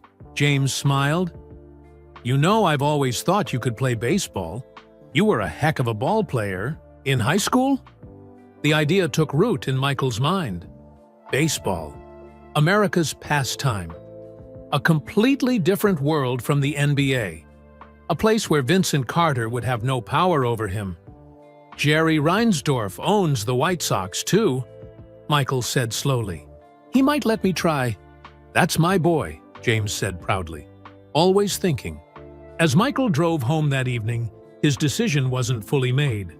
But the idea of walking away, of changing the rules of Vincent's game, felt powerful.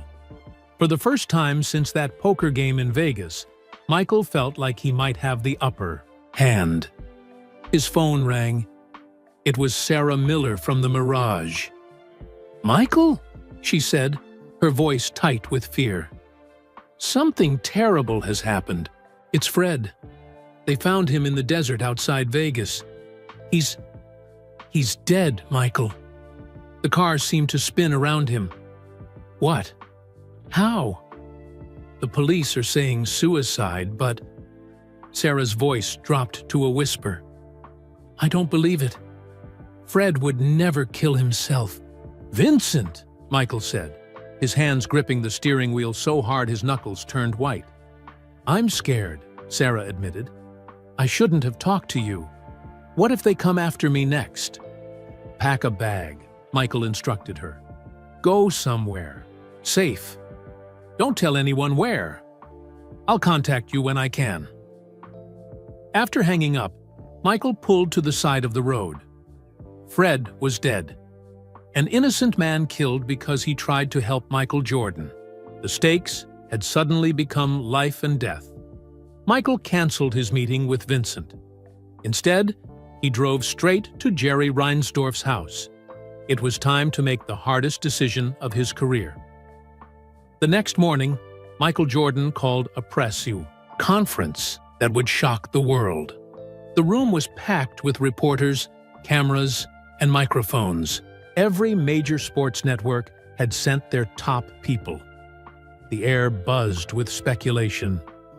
Was Jordan announcing a new contract? A new endorsement deal? No one expected what was coming. Michael sat at a table with Jerry Reinsdorf and Phil Jackson. On either side of him, he wore a plain gray suit and looked tired but determined. "Thank you all for coming," Michael began, his voice steady. "After much thought and discussion with my family and the Bulls organization, I am announcing my retirement from professional basketball, effective immediately." The room erupted. Reporters jumped to their feet, shouting questions. Cameras flashed like lightning. Phil Jackson and Jerry Reinsdorf looked appropriately solemn, having prepared for this moment. "Please," Michael raised his hands for quiet. "Let me finish." The room gradually settled down. "I have nothing left to prove in basketball," Michael continued.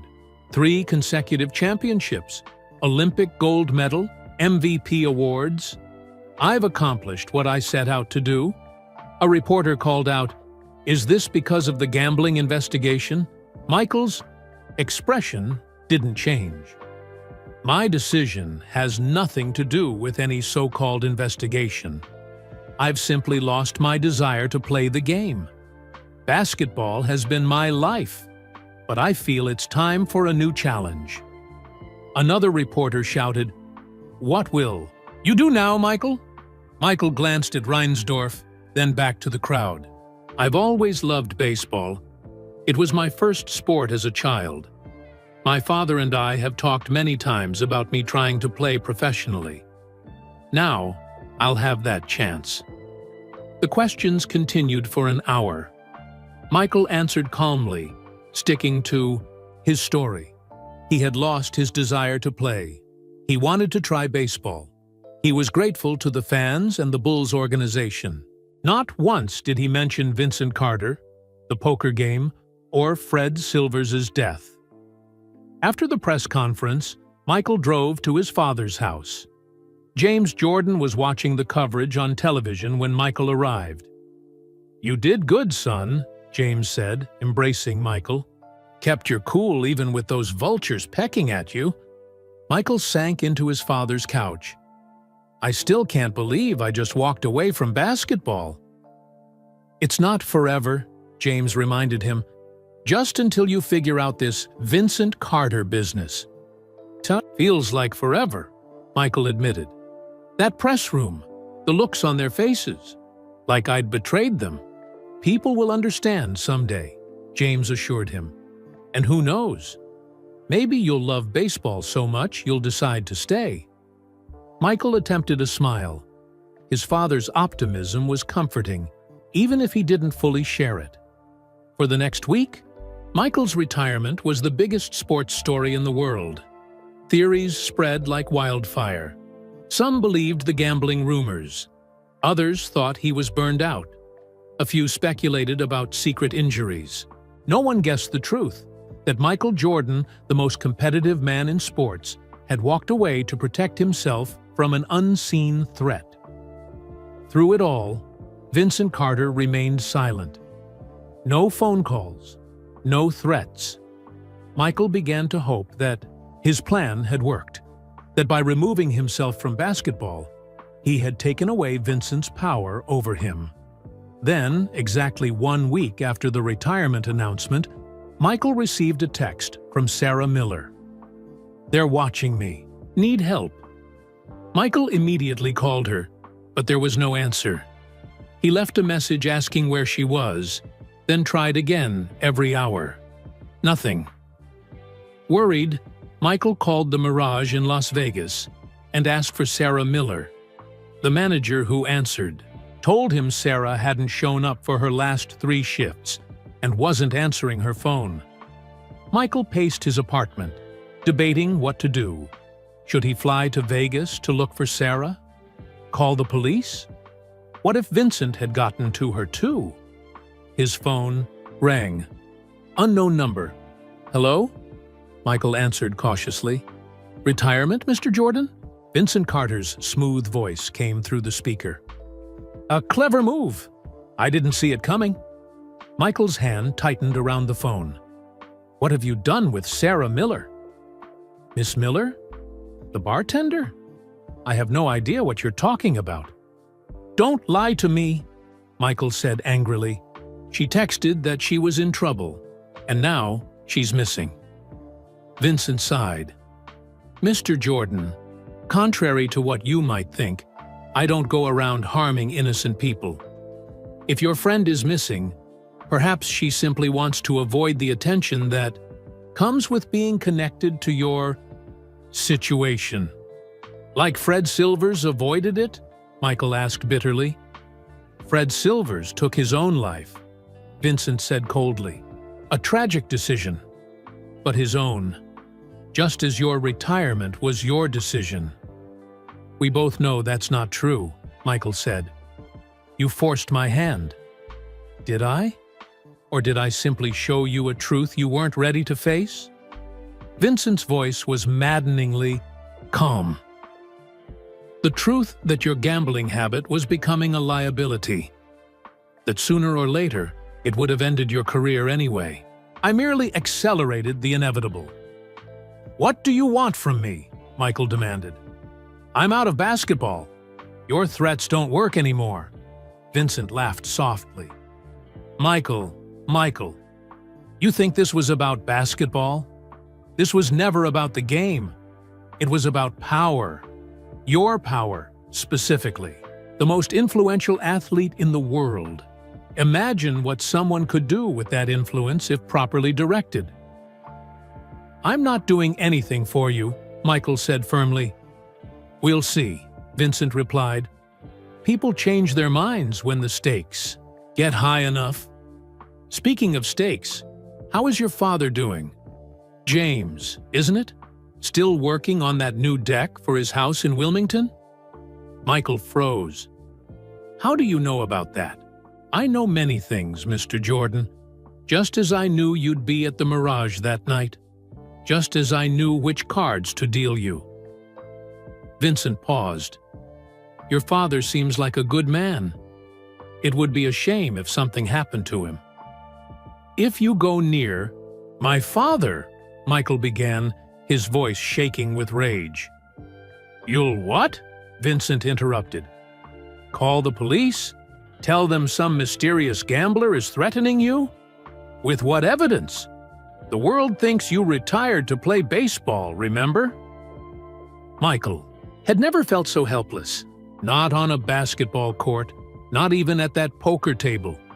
Just leave my family alone, Michael said, his voice quieter now. Please, they have nothing to do with this. That depends on you, Vincent said. I still want that exhibition game in Atlantic City. You against my players. Think about it. The line went dead before Michael could respond. Immediately, Michael called his father.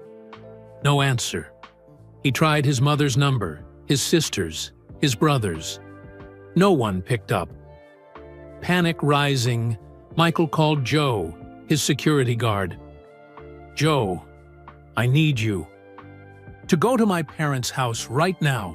Check if they're safe. Mr. Jordan, what's wrong? Joe asked, confused.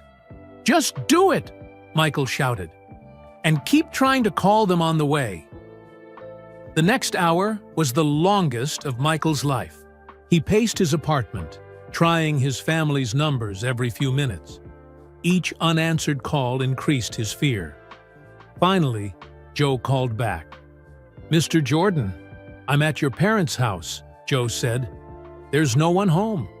The door was unlocked, which is strange. And their car is gone. Any signs of trouble? Michael asked, dreading the answer. No, Joe reassured him, but it looks like they left in a hurry. There's food on the table, half eaten. TV's still on. Michael hung up and immediately called his sister, Deloy. Michael? She answered on the first ring. Have you heard from Mom and Dad? I've been trying to reach them all day. No, Michael said, his fear growing. When did you last talk to them? Last night, Deloy said. Dad was excited about finishing his deck this weekend. Michael tried to stay calm. Listen, if they contact you, tell them to call me immediately. It's important. After calling his other siblings with the same message, Michael sat in his darkened apartment, feeling completely alone. Vincent had taken everything from him, his career, his peace of mind, and now possibly his parents. The phone rang again. Michael grabbed it instantly. Hello? Michael? It was his mother's voice. Is everything okay?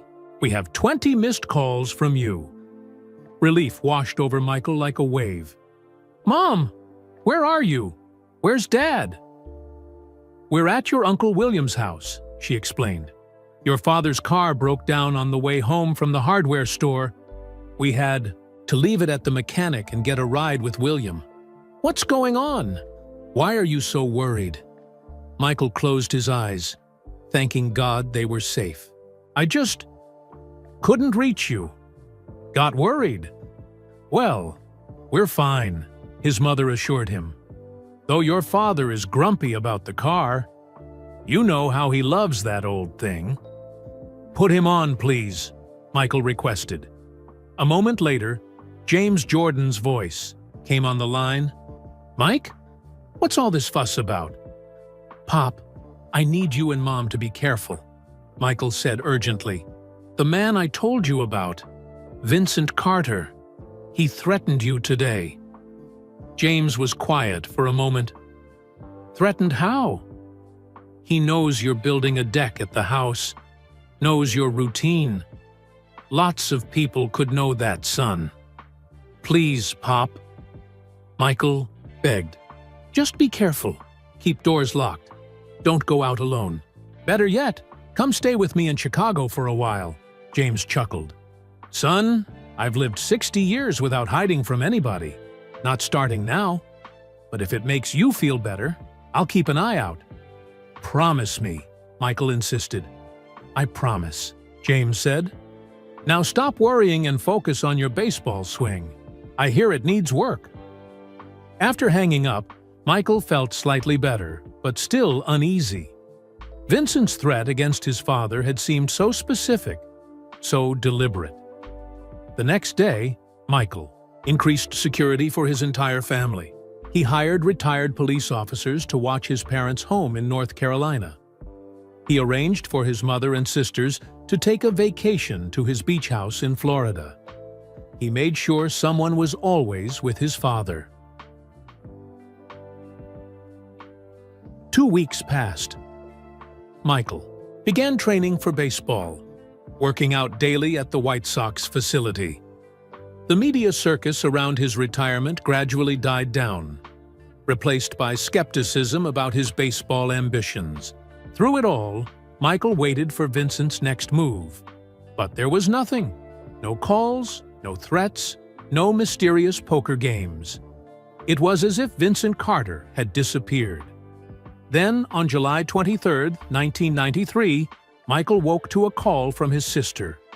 "Michael?" Her voice was strange, thick with tears. "Michael, Dad's missing."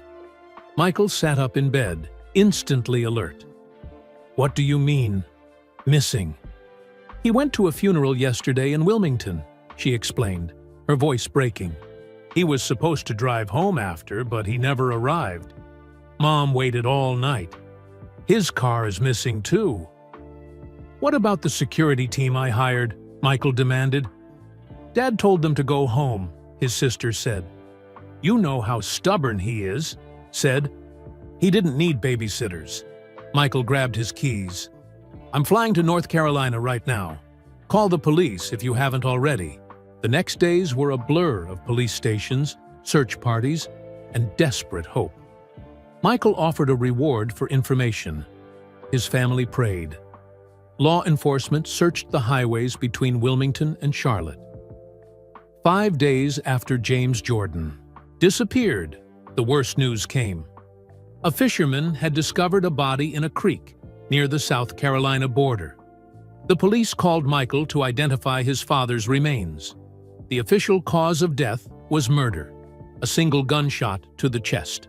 James Jordan had been killed while sleeping in his car at a highway rest stop.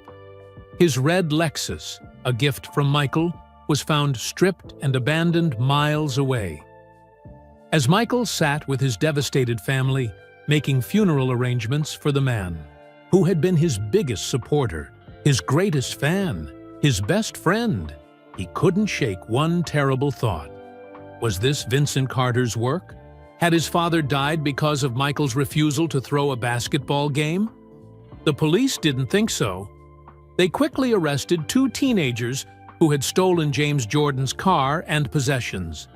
The murder, they said, was a random act of violence, APD robbery gone wrong. Just terrible luck that the victim happened to be Michael Jordan's father. But Michael wasn't convinced. The timing was too perfect. Vincent had threatened his father, and weeks later, James Jordan was dead. It couldn't be coincidence. At the funeral, surrounded by family, friends, teammates, and coaches, Michael stood stoic and silent. The grief was overwhelming, but so was the guilt. If he hadn't gone to Vegas that night, if he hadn't played poker with Vincent Carter, would his father still be alive? After the service, as people offered condolences, a man in a dark suit approached Michael. He was tall, well-dressed, with light brown skin and gray-streaked hair. "Mr. Jordan," the man said quietly, "I'm deeply sorry for your loss." Michael looked up, ready to thank another well-wisher. Then he froze. Standing before him, offering condolences at his father's funeral, was Vincent Carter. "You," Michael whispered, rage building inside him. "How dare you come here?" Vincent's face showed perfect, practiced sadness. "I truly am sorry about your father, Mr. Jordan. James was by all accounts an exceptional man." Michael stepped closer, his hands curling into fists. Several family members noticed the tension and moved toward them. "Did you do this?" Michael asked, his voice dangerously quiet. Vincent looked genuinely surprised. "Do this? You can't possibly think I had anything to do with your father's tragic death. You threatened him," Michael hissed. "You said it would be a shame if something happened to him. And now he's gone." Before Vincent could respond, Joe, Michael's security guard, appeared at his side. "Everything okay here, Mr. Jordan?" Michael stared at Vincent, weighing his options. He could cause a scene, accuse this man in front of everyone. But what proof did he have? A phone call no one else had heard? A poker game no one would believe was rigged? "Mr. Jordan is simply overcome with grief," Vincent said smoothly to Joe. "Perfectly understandable. I was just offering my condolences." "Get out," Michael finally said. "Get out before I forget we're in a church." Vincent nodded respectfully and turned to leave. But before walking away, he leaned close to Michael and whispered, "When you're ready to talk, you know how to reach me." Some things can't be left unfinished. Joe watched Vincent leave. "Who was that guy?" "Nobody," Michael said, though his eyes followed Vincent until he disappeared through the church doors. "Nobody important." That night, alone in his childhood bedroom in North Carolina, Michael couldn't sleep. Every time he closed his eyes, he saw his father's face. Then Vincent's face. Then the poker table in Vegas. It all connected somehow, but he couldn't see the full picture. Around 3 a.m., Michael's phone rang. He answered immediately, expecting family. "Mr. Jordan." It was Sarah Miller's voice. "I'm so sorry about your father." "Sarah?" Michael sat up. "Where are you? Are you okay?" "I'm safe," she assured him. "I went to stay with my brother in Minnesota after what happened to Fred." "Why didn't you answer when I called?" Michael asked. "I was scared," Sarah admitted. "After Fred died, I started noticing men watching my apartment. I just ran." Michael understood her fear all too well. "Did you see Vincent Carter at the Mirage again before you left?" "No, but—" Sarah paused. "I found something in Fred's locker at work. A file with Vincent's name on it. Fred was investigating him." Michael's heart raced. What did it say? Mostly newspaper clippings about gambling operations in Atlantic City. And a photo of Vincent with another man. Fred had written SD connection on the back. SD? Michael repeated. "What does that mean?" "I don't know," Sarah said. "But there's something else." One of the clippings mentioned a basketball point-shaving scandal at Boston College in the 70s. A player was paid to miss shots, keep games under the point spread. Michael thought back to Vincent's offer to play an exhibition game, but not play his best. It was the same idea, just on a bigger scale. "Did you bring the file with you?" Michael asked. "No, I left it in Fred's locker. I was too scared to take it." Sarah's voice trembled. "Michael, do you think Vincent killed Fred? And your father too?" "I don't know," Michael answered honestly. "But I'm going to find out." After hanging up, Michael made a decision. He'd spent weeks running from Vincent Carter. And where had it gotten him? His father was dead. Fred was dead. Sarah was in hiding. It was time to stop running and start fighting back. The next morning, Michael called Phil Jackson. "I need information," Michael said without greeting, "about a man named Vincent Carter. He claims to own sports management companies. He might have connections to Atlantic City casinos." Phil was quiet for a moment. "This is about more than basketball, isn't it, Michael?" "Yes," Michael admitted. "Much more." I know people who can look into him discreetly, Phil offered. But I need to know what's going on. The truth this time. Michael took a deep breath and told Phil everything. The poker game, the impossible 4 aces, the threats, Fred's death, and his suspicions about his father's murder. When he finished, Phil was silent for a long time.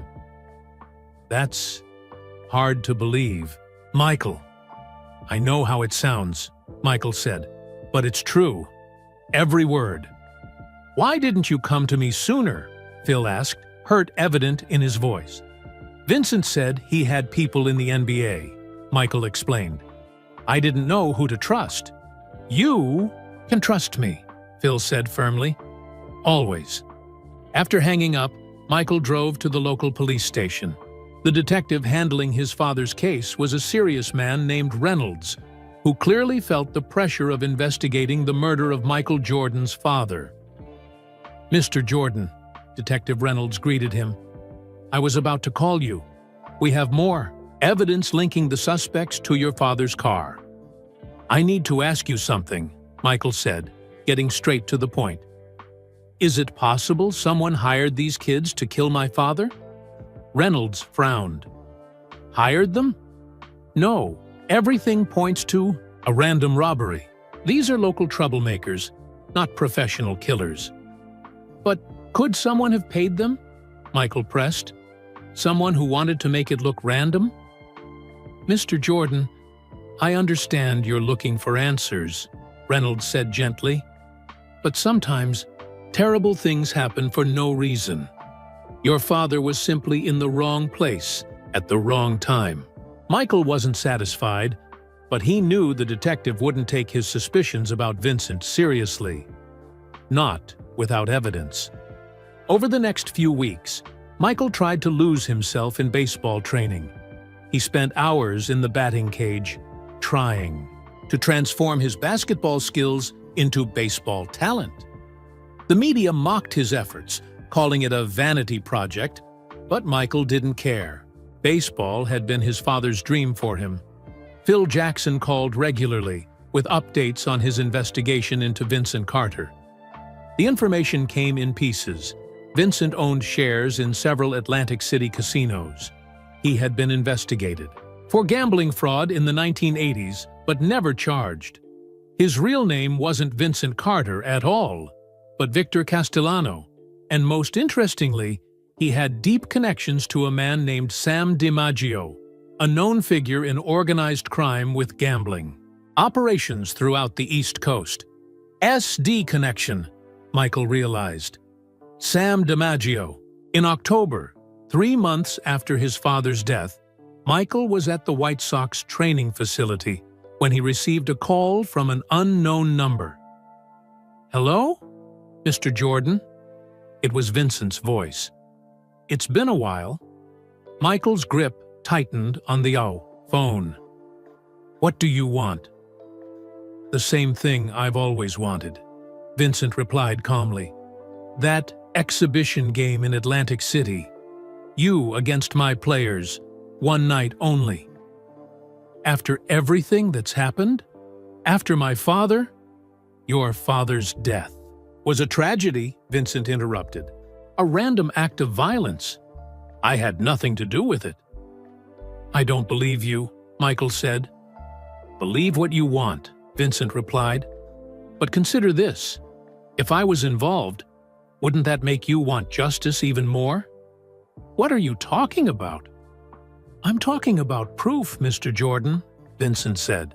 Play this game for me, and I'll give you what you need to find out who really killed your father. Michael's heart pounded. You're lying. The police caught the killers. Did they? Or did they catch 2 convenient scapegoats? 2 local boys with records, caught with your father's things. You're saying they're innocent? Michael asked, confused. I'm saying there's more to the story, Vincent replied. Much more. Play the game, and I'll tell you everything. After hanging up, Michael paced the locker room, his mind racing. Was Vincent telling the truth about having information? Or was this just another manipulation?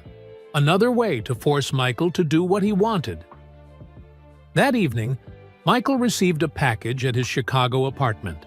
Inside was a folder containing police reports about his father's murder, reports not available to the public, and crime scene photos that made Michael's stomach turn. Attached was a note from Vincent. "This is just the beginning of what I can show you." 2 days later, Michael Jordan called his second press conference of the year. Once again, the room was packed with reporters, all eager to hear what the retired superstar had to say. "Thank you for coming," Michael began, his face somber. "I've been trying to play baseball these past months, honoring my father's dream for me. But the truth is, my heart isn't in it. Not fully." The reporters scribbled frantically, sensing a major announcement. "Basketball has always been my true love," Michael continued. "The game has given me everything, and in return, I gave it my best. Always." He paused, looking around the room. "That's why I've decided to return to the Chicago Bulls." The room erupted with questions and excitement. Cameras flashed. Reporters jumped to their feet. Through it all, Michael maintained his composure, answering questions about his change of heart, his baseball experiment, his readiness to play again. Not once did he mention Vincent Carter, the exhibition game in Atlantic City, or the promise of information about his father's murder. Those secrets remained his alone. After the press conference, Michael met with Phil Jackson in private. "Are you sure about this?" Phil asked. "Coming back now?" "I have to," Michael replied. "I'm not running anymore." "And this Vincent Carter? You think he'll leave you alone once you're playing again?" Michael shook his head. "He'll come after me harder than ever, but at least I'll be back on familiar ground. The basketball court is where I know how to win." What Michael didn't tell Phil was that he had already agreed to Vincent's exhibition game, one night in Atlantic City, after the NBA season ended. Michael Jordan against Vincent's team of street players. Broadcast on pay-per-view to gamblers worldwide. In exchange, Vincent promised to reveal who had really killed James Jordan, and why. Michael didn't know if Vincent would keep his word, but after months of grief and helplessness, he needed to do something, anything, to find justice for his father. As Michael left the Bulls facility that day, reporters shouted more questions. "Michael, will you be as good as before? Jordan, can you win another championship? Michael, what will you say to those who doubt your comeback?" Michael smiled his famous smile, the one that had sold millions of shoes and countless sodas. "I'll just say 2 words," he told them. "I'm back." What no one knew was that Michael Jordan wasn't just coming back to basketball. He was coming back to fight a hidden battle against the man who had taken everything from him. A battle where the stakes were higher than any championship. 3 days later, Michael received another package. Inside was a single black and white photo of James Jordan at a highway rest stop, asleep in his red Lexus. The photo was time-stamped just hours before his murder. On the back was written, "I always collect my debts. Atlantic City, July 16th. Be there." Michael stood at his window, staring out at Chicago as the sun set over the city that worshipped him. The photo confirmed his worst fears. Vincent had been involved in his father's death. The exhibition game wasn't just about gambling anymore. It was about justice. As darkness fell, Michael Jordan made a vow to himself and to his father's memory. He would play Vincent's game in Atlantic City. He would face whatever team Vincent put against him, but he wouldn't lose, not on the court, and not in this dangerous game they were playing. This time, Michael Jordan would make sure he held all the aces. The 1994-95 NBA season was unlike any Michael had experienced before. His return to basketball was triumphant but challenging. After more than a year away from the game, his timing was off. His legendary stamina wasn't quite the same. The Bulls were good, but not great.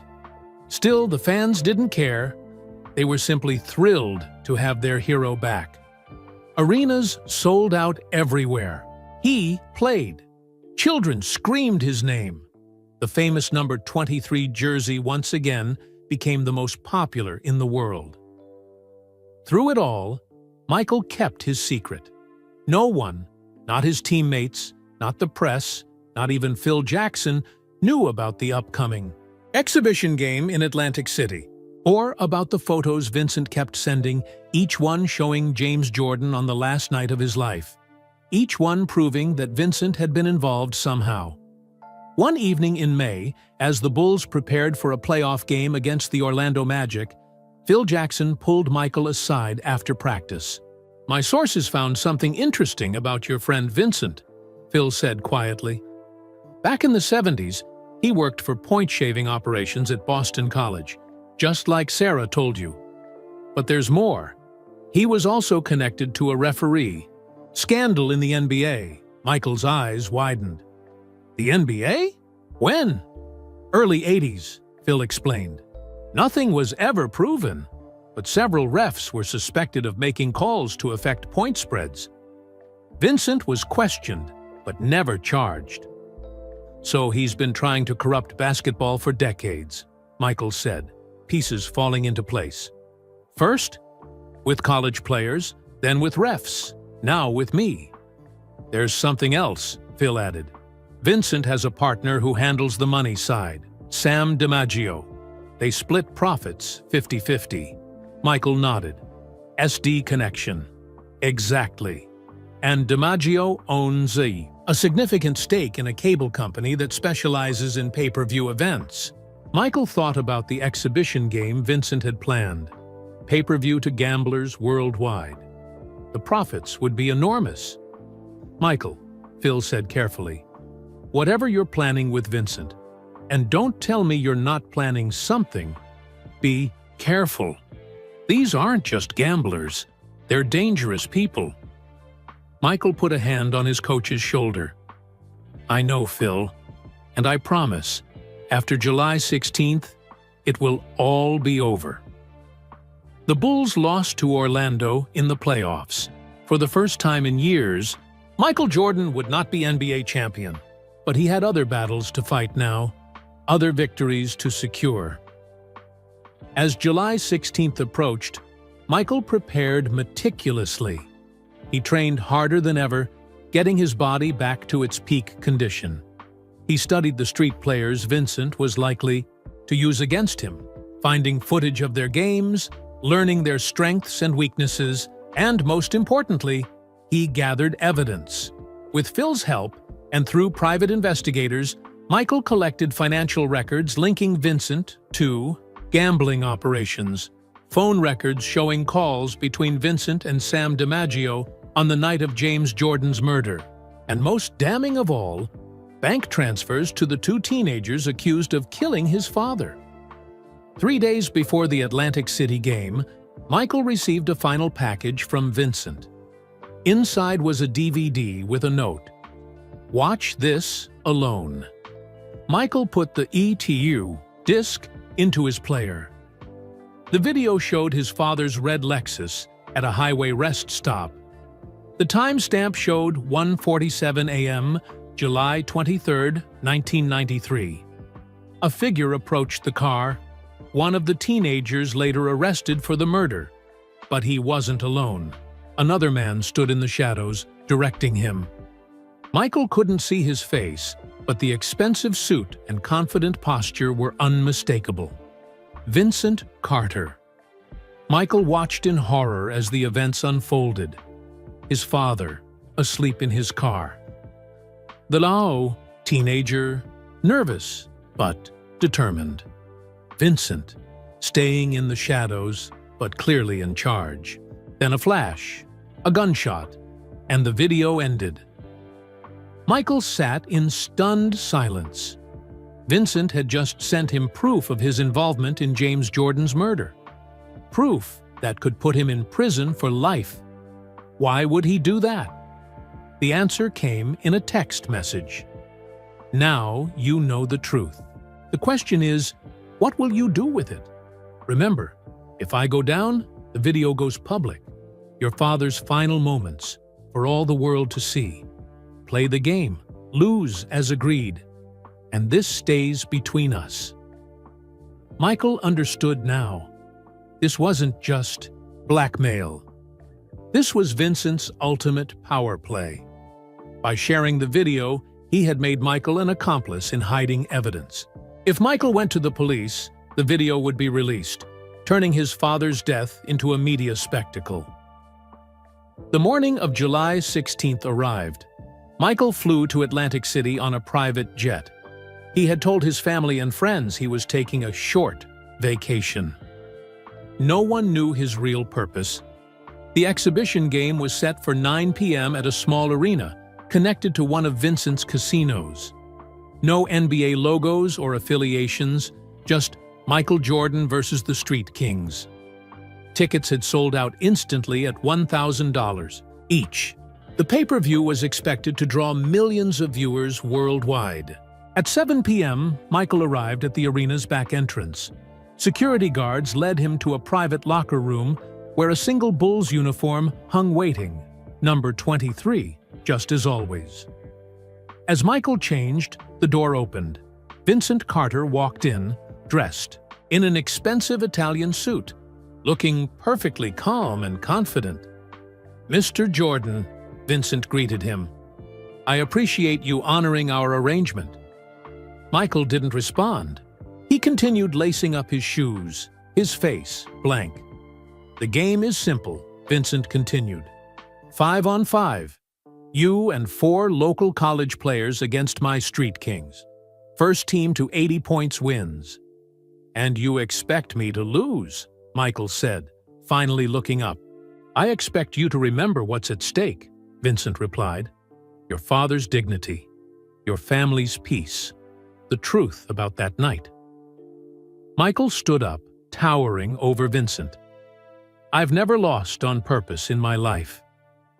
There's a first time for everything," Vincent said with a cold smile. "Even for the great Michael Jordan." As Vincent turned to leave, Michael asked, "Why my father? Why not just threaten me directly?" Vincent paused at the door. "Because threats against you wouldn't work. You're too stubborn, too competitive. But family? Family is everyone's weakness. Even yours." After Vincent left, Michael sat alone in the locker room. His mind flashed back to that night in Vegas, the poker game, the impossible 4 aces, then to his father's funeral, the police investigation, the photographs, the video. It all led to this moment, this choice. Play and lose, protecting his father's memory but compromising everything he stood for. Or play and win, staying true to himself but risking the release of that horrible video. At 9 p.m. sharp, Michael Jordan walked onto the court. The crowd roared. Gamblers worldwide watched on pay-per-view, most betting heavily on the Street Kings based on rumors that Jordan wasn't in top form. Vincent sat courtside, Sam DiMaggio beside him. Both men looked confident, certain of their victory. Either Michael would lose the game as instructed, or he would win and they'd release the video. Either way, they won. The game began. Michael's teammates were decent college players, but nothing special. The Street Kings were all former college stars and playground legends, each with something to prove against the world's greatest player. For the first quarter, Michael played cautiously, missing shots he would normally make, allowing the Street Kings to build a lead. Vincent watched with a satisfied smile.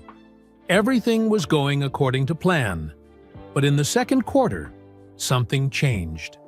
Michael started playing like the Michael Jordan everyone knew. Driving to the basket, hitting, impossible shots, playing lockdown defense. The crowd went wild as he single-handedly erased the Street Kings' lead. Vincent's smile disappeared. He leaned over to DiMaggio, whispering urgently. DiMaggio looked worried, then angry. By halftime, the game was tied. As Michael walked to the Urti locker room, Vincent intercepted him in the tunnel. "What do you think you're doing?" Vincent demanded. "We had an agreement." Michael looked at him calmly. "I never agreed to lose." "The video," Vincent began. "Release it," Michael interrupted. "Do your worst. I'm done letting you control me." Vincent's face hardened. "You'll regret this, Jordan." As the second half began, Michael noticed security guards entering the arena. Not casino security, but FBI agents in windbreakers. They positioned themselves near all exits. He smiled slightly. Just as planned. The third quarter was Michael at his absolute best. He scored 30 points in just 12 minutes, making shots that seemed impossible, playing with a fury and focus that left the crowd stunned. The Street Kings tried everything to stop him, but nothing worked. Vincent grew increasingly agitated. He made phone calls, whispered to DiMaggio, even tried to signal to players on the court. But the game had slipped beyond his control. With 2 minutes left in the fourth quarter, Michael's team led by 15 points. Victory was certain. Vincent and DiMaggio stood to leave, heading for the exit, but FBI agents stepped in their path. "Vincent, Carter and Sam DiMaggio," one agent announced, "you're under arrest for conspiracy to commit fraud, racketeering, and accessory to murder." The crowd fell silent. The game stopped. All eyes turned to the scene unfolding courtside. "This is absurd," Vincent protested as agents handcuffed him. "You have nothing on me." "Actually," Michael said, approaching them, "they have everything on you. Every threat, every scheme, every crime, including my father's murder." Vincent's face went pale. "The video was sent to the FBI the moment I received it," Michael finished for him, "along with all your other gifts. You gave me the evidence I needed to prove you ordered my father's murder." "But why would I do that?" Vincent asked desperately. "Why incriminate myself?" "Because you're arrogant," Michael said simply. "You thought you had me trapped, that I'd never risk the video becoming public. But you forgot who you were dealing with."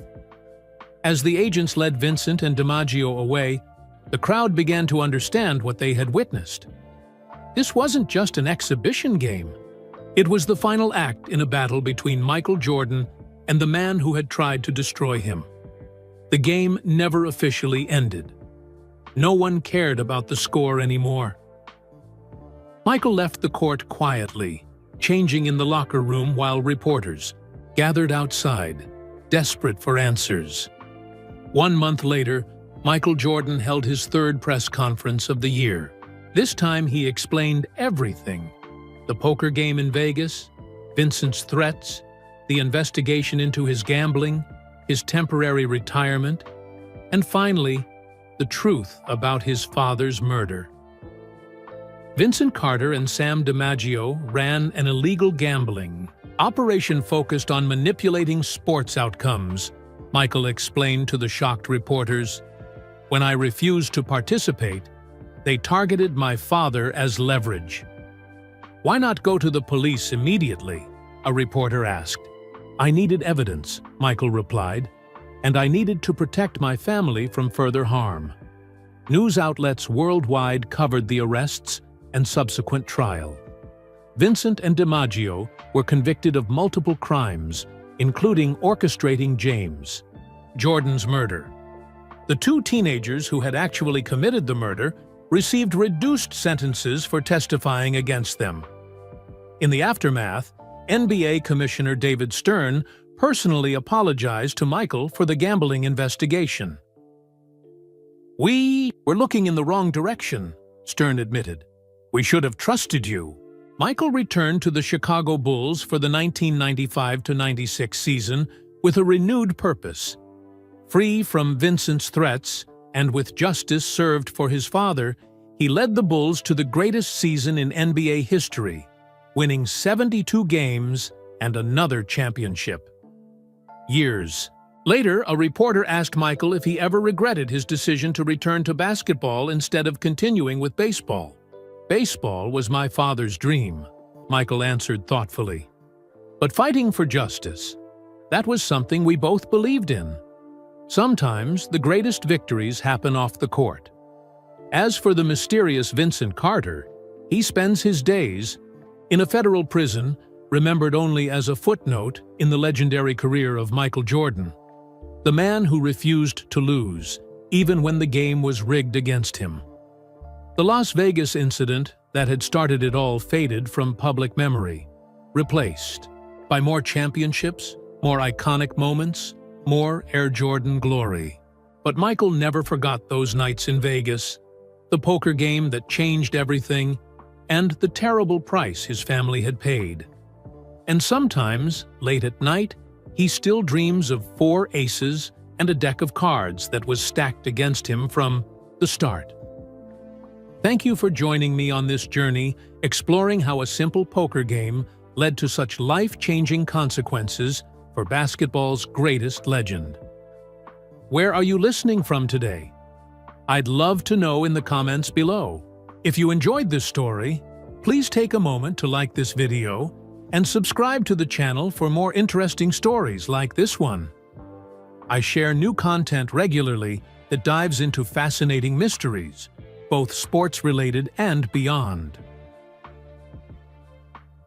Don't forget to share this video with your friends and family who might enjoy it too.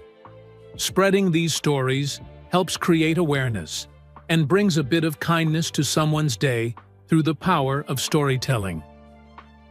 Until next time, thank you for listening, and I'll see you in the next video.